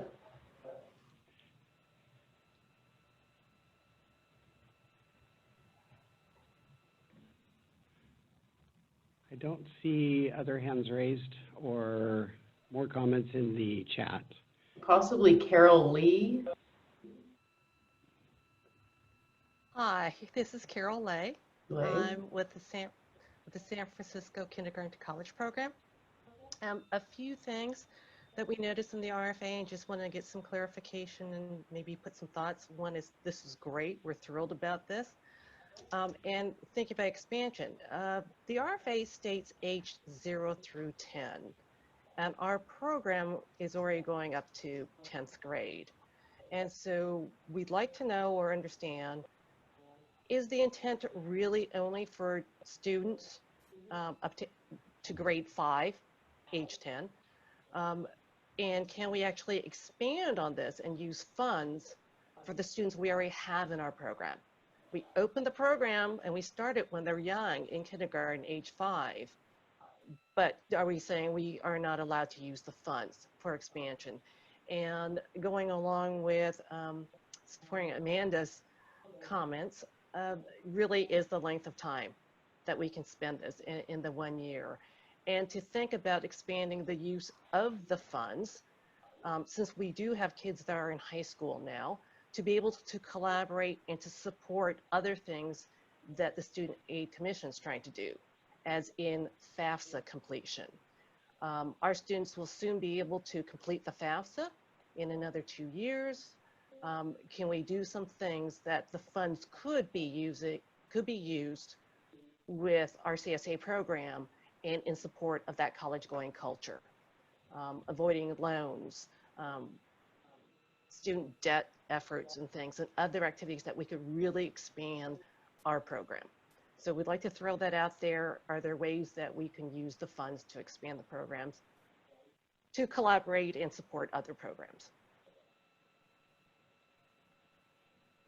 So I don't know if that's a question for Steve or Julia, the Student Aid Commission, or if we need to come back to you with that. I mean, I can jump on.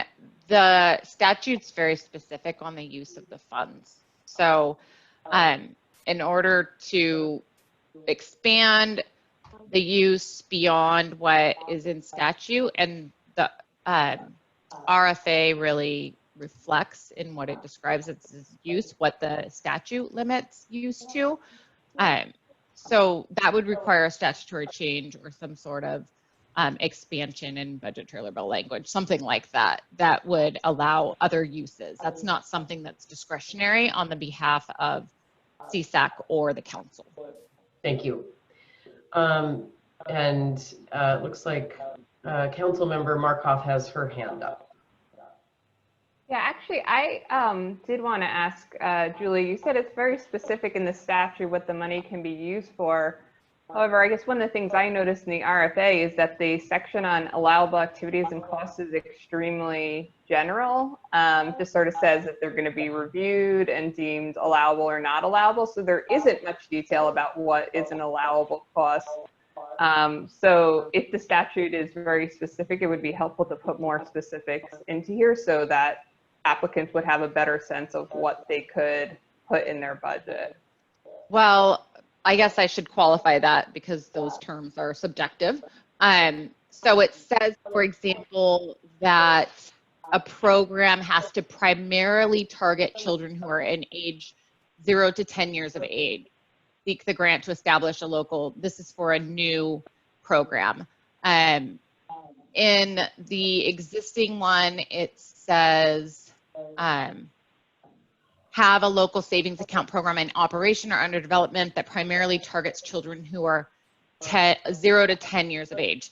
So if you're saying you want to expand your program to target FAFSA completion or to partner with FAFSA completion or to expand these programs to allow funding for students who are outside of the age 0 to 10, I think that pretty clearly falls outside of what the statute limits these programs to. With regard to what you can do with the funds for programs that are targeting these children, there's maybe less specificity, but I think that it's pretty clear that targeted activities outside of what's specified in the statute would fall outside of that.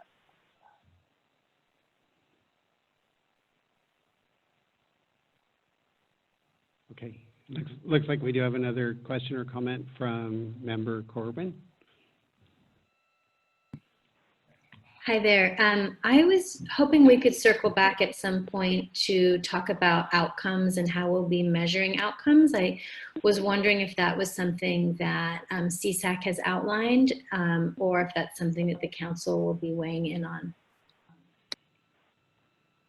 Yes, and Ramona Carlos has the next item, which is actually any comments or questions or walking through the RFA, actually. So we would be walking through that, and that is included in the RFA, so we would like to have that discussion. And I see Member Geog has a hand up. I'm getting a little lost here. Are we done with the RFA? Are we going? I still had comments back an hour ago that you said we'd clear up at the end when we deal with the RFA. Are we still on the RFA itself? No, we were kind of walking through the process, so we can go to the RFA now if that's the preference. We would go to item 7 if we are done with the program overview. Okay. Right. Okay. Okay. Hi, everybody. This is Ramona Carlos. And this part of the meeting really is to open it up to go over the parts of the RFA that you may have questions on. And I don't know if the chair would like to lead this or how we were just sort of trying to, this is an opportunity for you to raise questions that you have specifically about the RFA. Ramona, would you be the one to, or you're the expert on this item? Well, I wouldn't use the word expert, but the person who's leading this item, yes. Okay, so I think that this is now the last item before we adjourn, and a number of council members have raised questions that we've pushed off to this item. I think all of the CSAC staff who want to respond to first start with council member questions. And Yes. once we've resolved those, public comment. So I think hopefully among the staff, you'll know who best to answer. So shall we start down the list? Council? Yes, that sounds perfect. Thank you. Great. Okay. Would all of you mind using the raise hand feature in this for this last item? Be sure we've called on you. All right. Hal, Commissioner Ajon. Would you like me to call? Or do you want to? Go ahead. I can see. I just called on Commissioner. The pronunciation is Giog. Giog. Giog. Commissioner Giog, would you like to ask your question now? Okay. This is more than just a technical question, but on page 2 of the RFA, okay, the wording in the middle of the page here under number 1 and number 2 that splits up the money of the 7.4 million and the 2.4, as I read the law at least, it says, it seems to me that what we should say, and that's to make sure it still says what it did, is that it's okay. Shall be used since it's not okay. Number 1, it's not to initiate a new local child development program. It's to initiate new child development programs, plural. And in number 2, it's not to extend an existing local program, it's to expand existing local programs. So that's more than a typo, and it's totally different than the PowerPoint they handed out earlier. So we got to fix the RFA to be correct there. There are other little small typos that I can get back to Ramona on later, comma missing here and there, but this one I think changes the meaning of the 2 sentences and needs to be fixed. All right. Can I ask council to respond to those, not the smaller technical typos that I'm happy, I hope you can forward to them, but I will. There's a question about in either the meaning or the intent of the language. Can you respond right now, or do we need to come? Oh, no, it's fine. I agree with Commissioner Giog, and we should make those 2 changes. And okay. That's fine. I mean, when you guys make the motion, as I described before, you're just going to direct staff to incorporate the changes that the council's discussed, and you don't have to make that specify every single change. But I agree with him. Great. Thank you for that, Commissioner.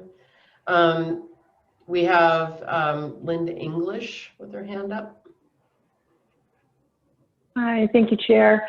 I just wanted to formally in this section again bring up that I think we should either provide examples or somehow try to explain what expansion means for existing programs. Got it. Thank you. Helpful. Thank you. Commissioner Martinez, Councilmember Martinez. Yeah, thank you, Madam Chair. Yeah, and that would apply also to the definition of developing programs or programs under development too. Thank you. Thank you. Councilmember Markoff. Yes, I had two things I just wanted to raise at this moment. On page 3, number 3, and I did send some comments directly with, but this one's worth raising. the percentage of lower and median income families residing in the community, it's inconsistent with what's in the actual application form that's later, which asks for just as it asks for the average and median family income in those communities, not the percentage of lower income. So I just think it's just important to make sure it's consistent so people aren't confused. Thank you. The other one, actually on the same page under eligibility requirements, it has that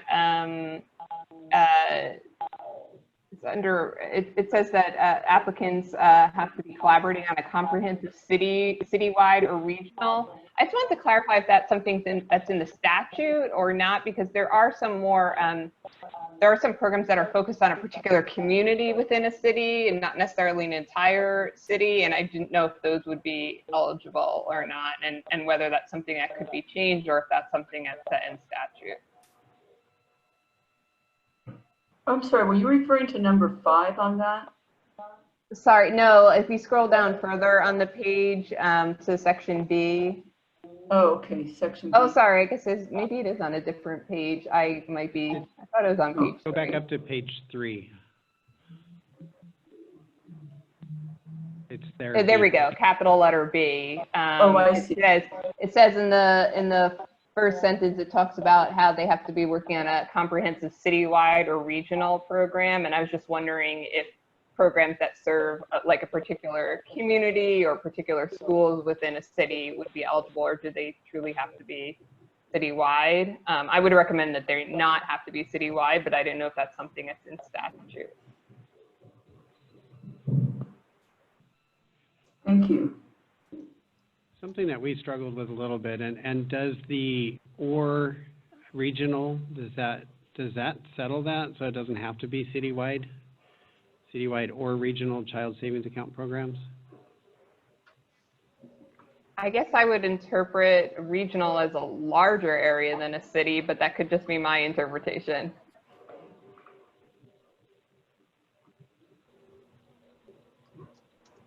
Looks like we have a question or comment from Julio Martinez. Might be old.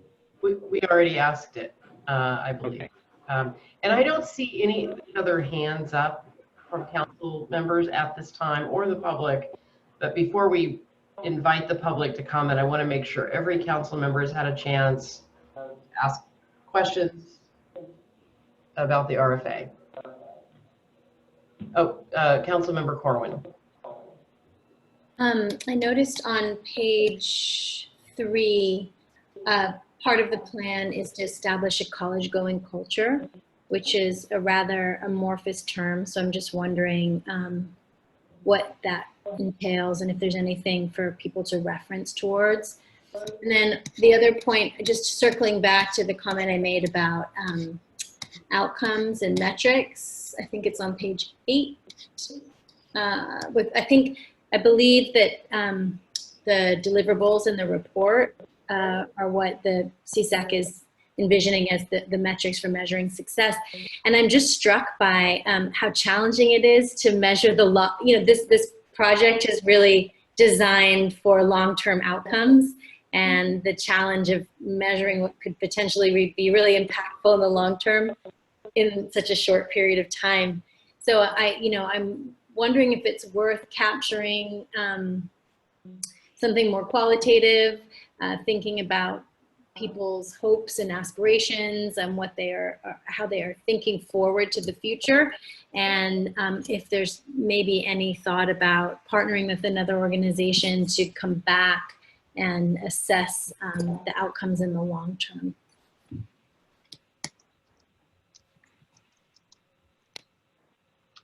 Thank you very much. Yeah, it's a challenge. It's a challenge with the limited timeline of the program, but definitely that's something that we could ask for some inclusion in the reporting.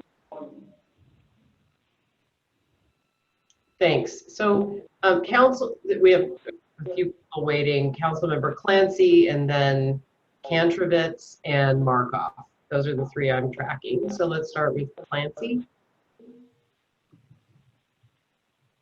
You need to unmute. Thank you. I just wanted to ask about how other resources might be shared for potential applicants. The Center for Social Development has been conducting research for over 20 years.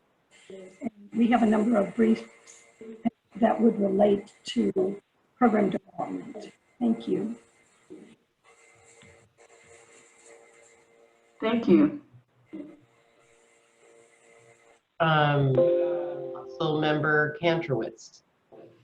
Well, my question is, when it refers to lower or median income or average income standards, is that relative to the local community or is it statewide? So I asked that same question when I was reviewing this with program staff. I think there's ambiguity in the statutory language. I'm going to ask program staff to explain how they interpreted it and what they explained to me, because this is where I think that the council has some discretion in terms of advising how we interpret that here. I think so too, and I don't know if the chair would like us to try to respond to that, or if you want to take the other questions and comments first from the council members. Let's respond. Yeah, let's respond to each of the questions or clarifications as we go. Okay. So for the lower average and median incomes, that was kind of a tough one for us, and we are asking in the RFA for the applicants to give us that information, and then we would base our scoring on that. It is a little bit difficult because it depends on their region that they're going to serve, and I believe that it would apply to the area that they're going to serve rather than the full region. I don't know if Ramona, did you have any more than that on the incomes? No, it's just it's a challenge to try and define it. It is. Oh, this is Linda. Hello? Yep.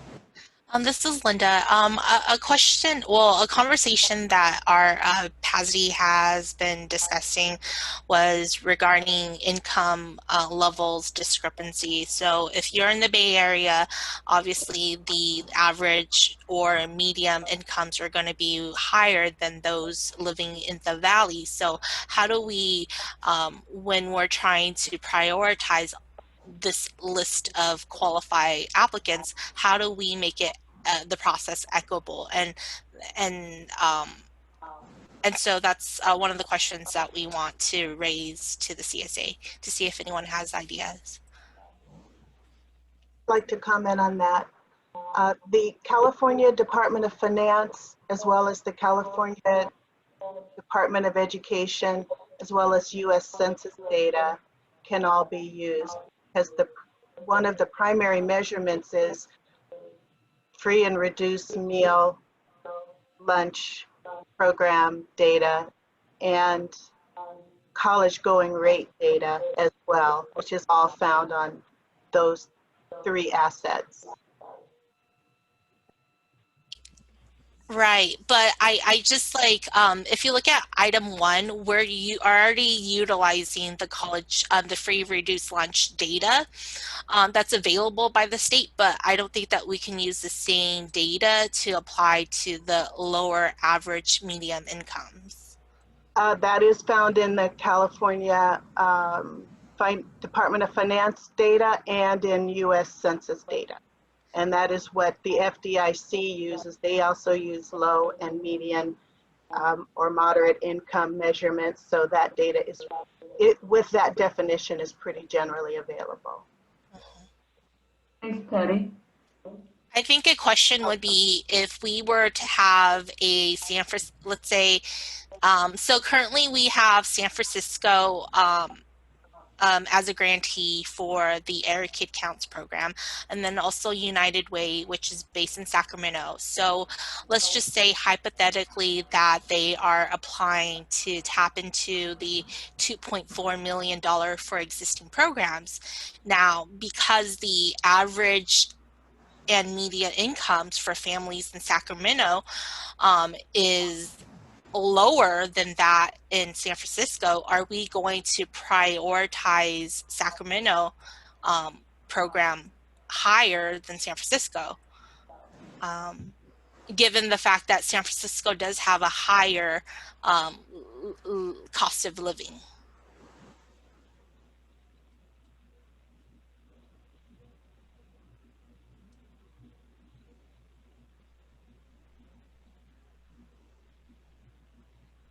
Any additional comments, clarification on this question? Does this feel resolved? All right, there are other hands up, so. Yeah, there are hands up, but I'm not sure if they're. Okay. Let's see, we have one council member, Councilmember Markov, whose hand is still up. Yeah, I just wanted to ask about in the scoring criteria section on page 6 of that section. Yeah. Oh, 6.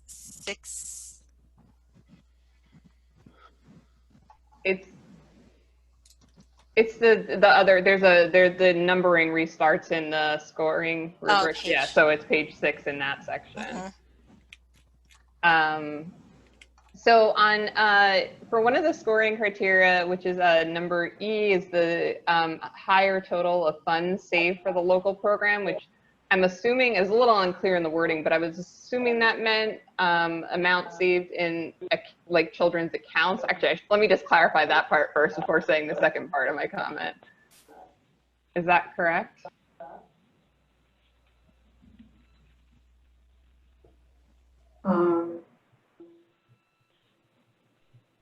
Ramona, are you able to respond to that question? Or? A higher total amount of funds saved for the local program. I believe that I believe that references sort of the matching component and what an organization brings in, an entity brings in to start the program.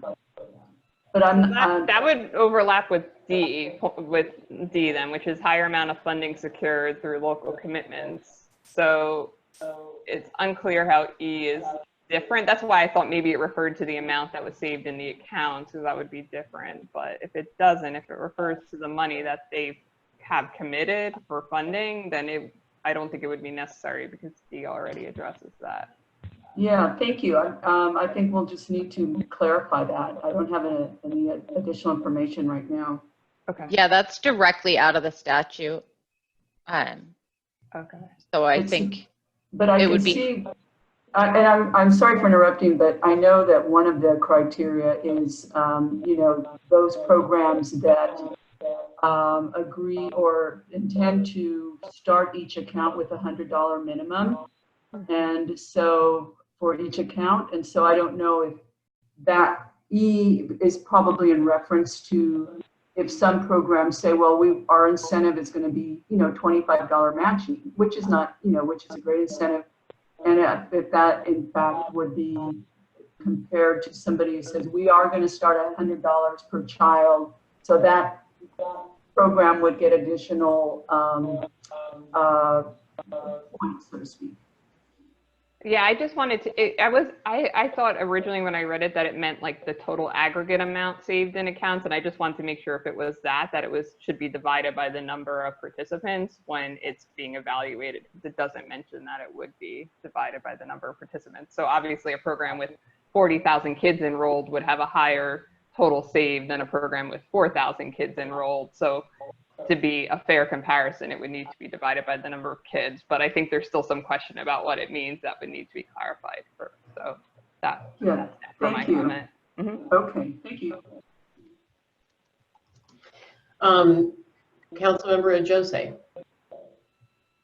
Thank you. I was looking at page 8, and this is a somewhat adjacent issue, but as long as we're thinking about areas where we will be looking at what metrics need to be reported. So it's more at the bottom of 7 and bottom of 8 and top of 9. In addition to looking at the total dollar amounts served in terms of contributed by the entity and the program, to the extent that these programs begin to leverage other dollars, we would also want to be collecting that information too. I think, ideally, particularly given the budget situation that the state is in, that these dollars can serve to attract other kinds of philanthropic dollars. So I just wanted to make sure that we were able to capture that information in any of our reporting. Great, thank you.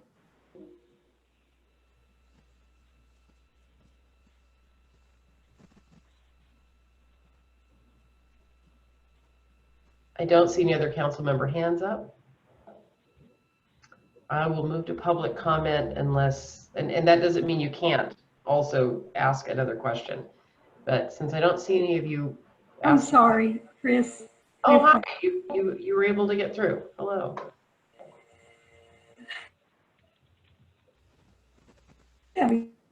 Excuse me, I'm just having trouble re-raising my hand. I have a related question similar to Shira's, to the same section. It was on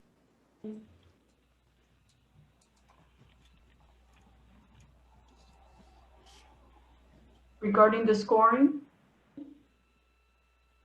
Unfortunately, you're breaking up. Okay, I'm sorry.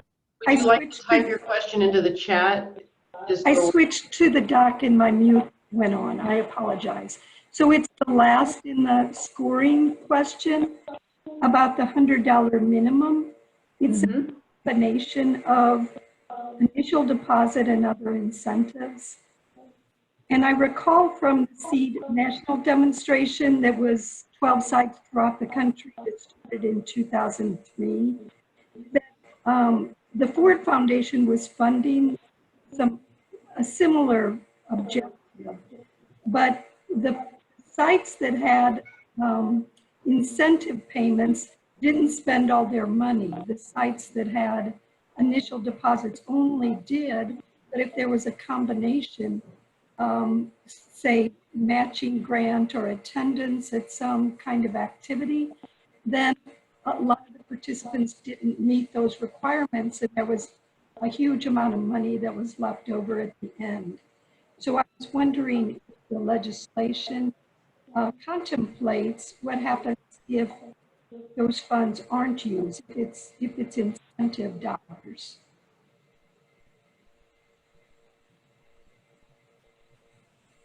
Ramona? Well, thank you for the question.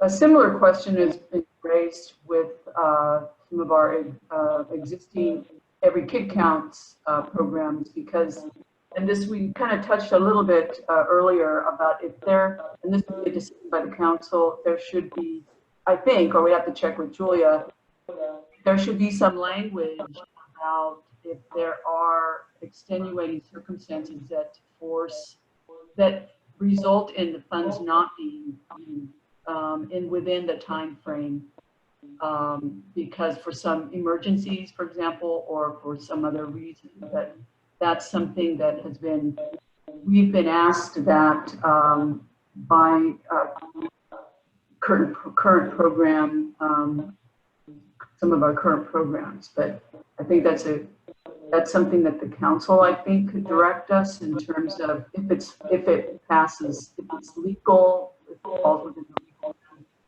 to include some language about funds that aren't expended during the time frame. This is Steve. I think we just have to be a little bit careful because we have to work with the rules around the budget language, and the language that is currently, the language says that the funds have to be expended or encumbered by June 30th, 2022. And we are working with our fiscal administrative division to make sure we have a definition in there of what exactly that means for the end of the period. But in terms of spending beyond the budget term and what's already in the language, I'm not sure that we have a lot of flexibility there to, as a commission or a council, to be able to say that there's flexibility there. So that would be difficult. It's something that You know, if the council could weigh in on that, that would be great, but it seems that we are a little bit locked in on that funding and the end of the funding period. May I ask a follow-up? Yes. Sure. So for example, if somebody, their proposal said that participants would get $50 as an initial deposit and $50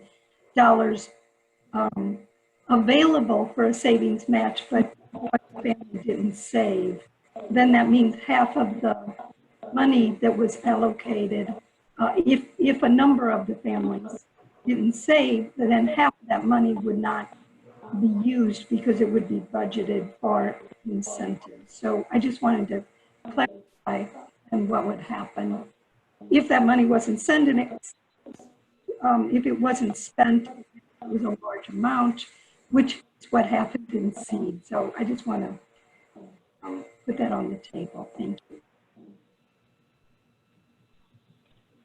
Thank you. Would you like to respond, Ramona, or? No, I mean, at this point, I wrote that down as a note. Thank you. Great, thank you. All right, there are no additional questions from council members at this time. I'd like to come back to you if you have questions after we see if there is any public comment. Just like we did on the last item, if you wouldn't mind raising your hand, we will call on you.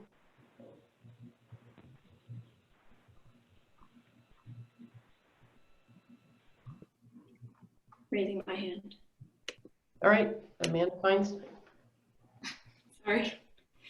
I wanted to make follow up on a couple things. Margaret's point about how when there are incentives, sometimes generally 100% of the people don't earn the incentives. And what we can do and what we do is budget for a projected percentage. So if you have 100% of your kids are going to take that $50 based on projections, either experience or projecting based on others' experience, you know, then there should be a budget for only say 50% of them earning that match. I'm just making that number up, but I think that there's ways that maybe CSAC in reviewing would push grantees to be specific about that kind of thing. The other thing, two other points. I think just want to re-emphasize the short grant time period and the implication of that for expending dollars, and then really also thinking about like the startup time for new and the actual program activities in the times of COVID. It may be an opportunity to really spread these resources rather than giving giant grants, give grants that can in fact be spent down in 16 months and a lot of care to that. Also just wanted to point out that the language that says up to 74% of dollars to new programs really does mean that you all basically have complete discretion. You could decide to put 74% in new programs, you could decide to put 60%, you could decide to put 50% just based on who applies. And it's really, in my reading of it, it's an invitation to just make decisions about a holistic set of programs around the state that you want to fund and the capacity you want to build. It's not very restrictive language. It's actually not at all restrictive language. So that just seems like a great opportunity to think holistically about the whole infrastructure of programs around the state. Thank you. Thank you. Thank you. There are no other hands up at this time. Given that, I will turn it back over to you, Stephen, for, oh, here we go, Councilmember Martinez.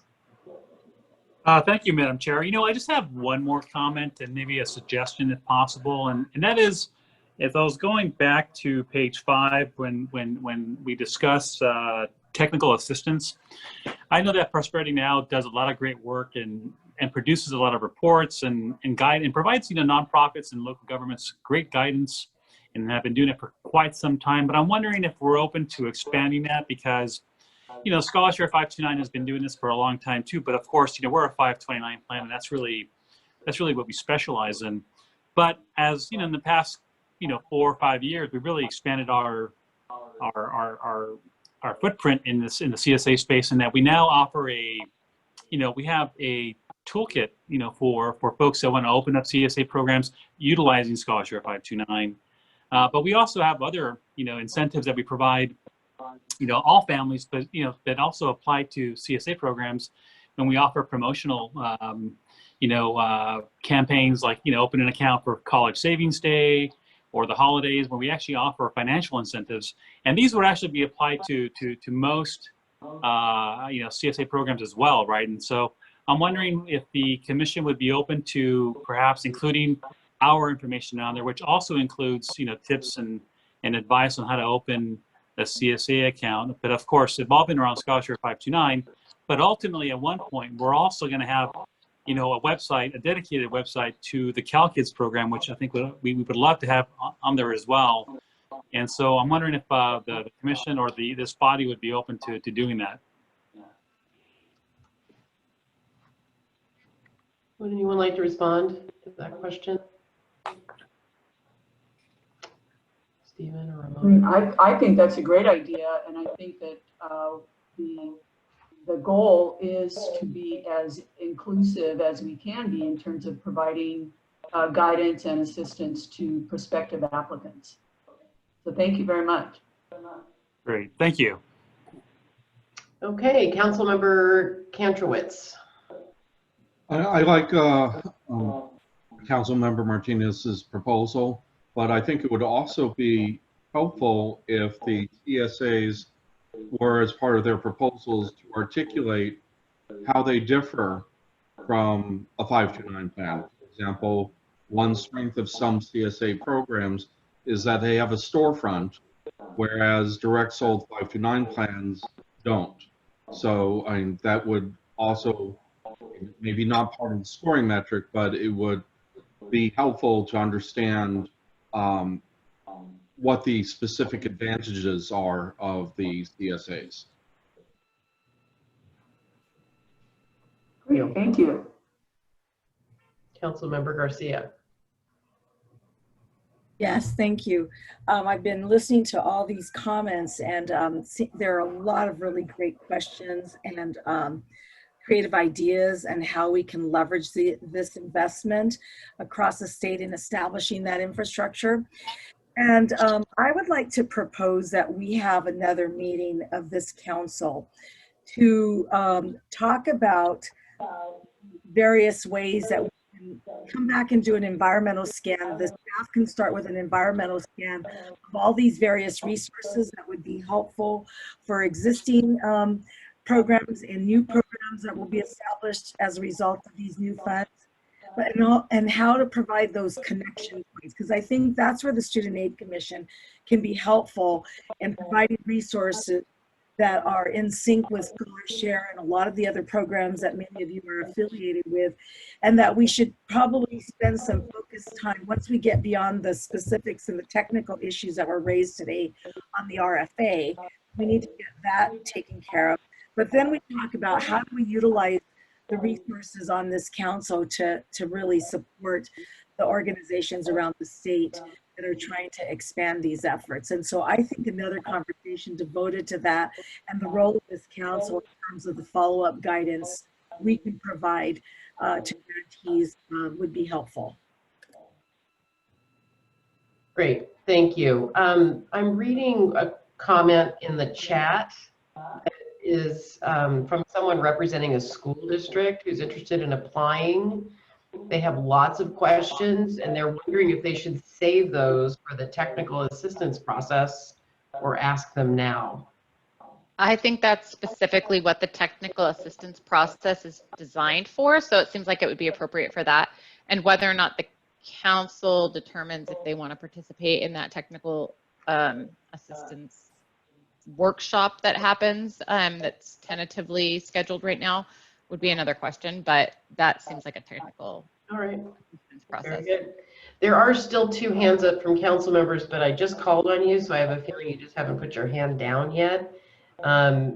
If that's incorrect, I'll give this a couple more seconds before I turn it back over to staff for any closing comments on this agenda item, and then we'll move on to the last item. Okay, thanks. Stephen, would you like to take over? Sure. Yes, so the things that I heard in the conversation that we need to address in the RFA was, number one, was the definition of underdevelopment. We need to work on that and strengthen that definition, or actually add a definition. And then the definition of expanding the existing program. So what does that exactly mean? And yeah, it's not real clear in the statute, but we can work with that and add some language for that. And then there was a question that just got brought up again about an executive session from the CSA Council, or whether or not they would be involved in the technical assistance workshop, and I think we can address that outside of the RFA. And then the page, so we had a couple of small edits that we'll take care of. I know one, page 2, where we talked about making it not singular but plural. That was kind of the idea in those 2 points, so we will take care of that. And then I know that Member Jose talked about making sure that we report on the dollars that are leveraged through the programs. So those are the changes that I had, and if there's any others, we will also listen to the recording, and we will develop a summary for the commission. We're working on an agenda item for them, and we will have the chair review that as well. Very good. All right. Thank you very much. I think that concludes this agenda item, and I look forward to hearing more about the process, but also the technical assistance session. So this one is actually, this is an action item. So we would need a recommendation, motion, and then a vote on that. All right. Would someone like to make a motion? So moved. A second? I think that was from Council Member Jose. So we have a motion and a second. Do you need to do roll call, or can we just ask if I think we probably should do roll call, and then just a clarification on the motion. The motion, I understand, is to move forward with the RFA as adjusted, and I know Julia will help me with the wording, but move forward with the RFA and direct staff to incorporate the changes that we discussed. Yes, that's the motion. Okay, thank you. And do we have a second for that motion, the clarification? Linda English will second.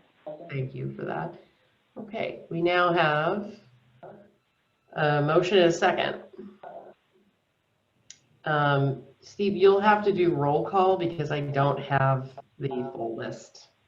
Sure, I can do that. And then just if there's any discussion, but it doesn't sound like it. Okay. All right, so Member Jose? Aye. Thank you. Member Clancy? Aye.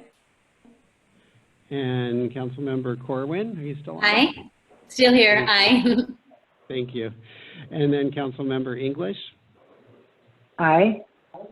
Thank you. Councilmember Garcia? Aye. And Councilmember Geog? Aye.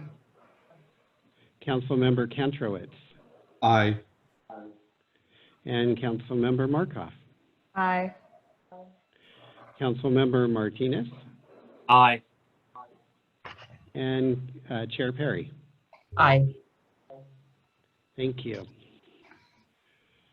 So that concludes item 7. And then one thing we didn't put on the agenda was just new business, and we'll go forward. We'll work with the chair as to the next meeting and talk about the technical assistance work group and how that would work if the council is involved in that. And then I guess I would just ask if there's any other questions or comments. I'm not seeing any. Do we need to move to adjourn and have a second? Sure. Yeah. I mean, it makes sense to do it I that way. do have a couple of questions there. You do? Oh, yes, I'm sorry. Member Jose. I was going to move to adjourn, but if Councilmember Martinez has a comment, I'll pause. His hand has been up for a little while, so I thought it might not be a new question. But It is not a question. Yeah, sorry. Okay. And then I believe we can do a voice vote. Do we have a second? Oh, I'm sorry. Who seconded the motion to adjourn? I'll second that. All right. Great. Thank you. All in favor? Aye. Aye. Opposed? Very good. All right. That brings the meeting to a close. Thanks, everybody. Thank you, Council, very much. Thank you very much.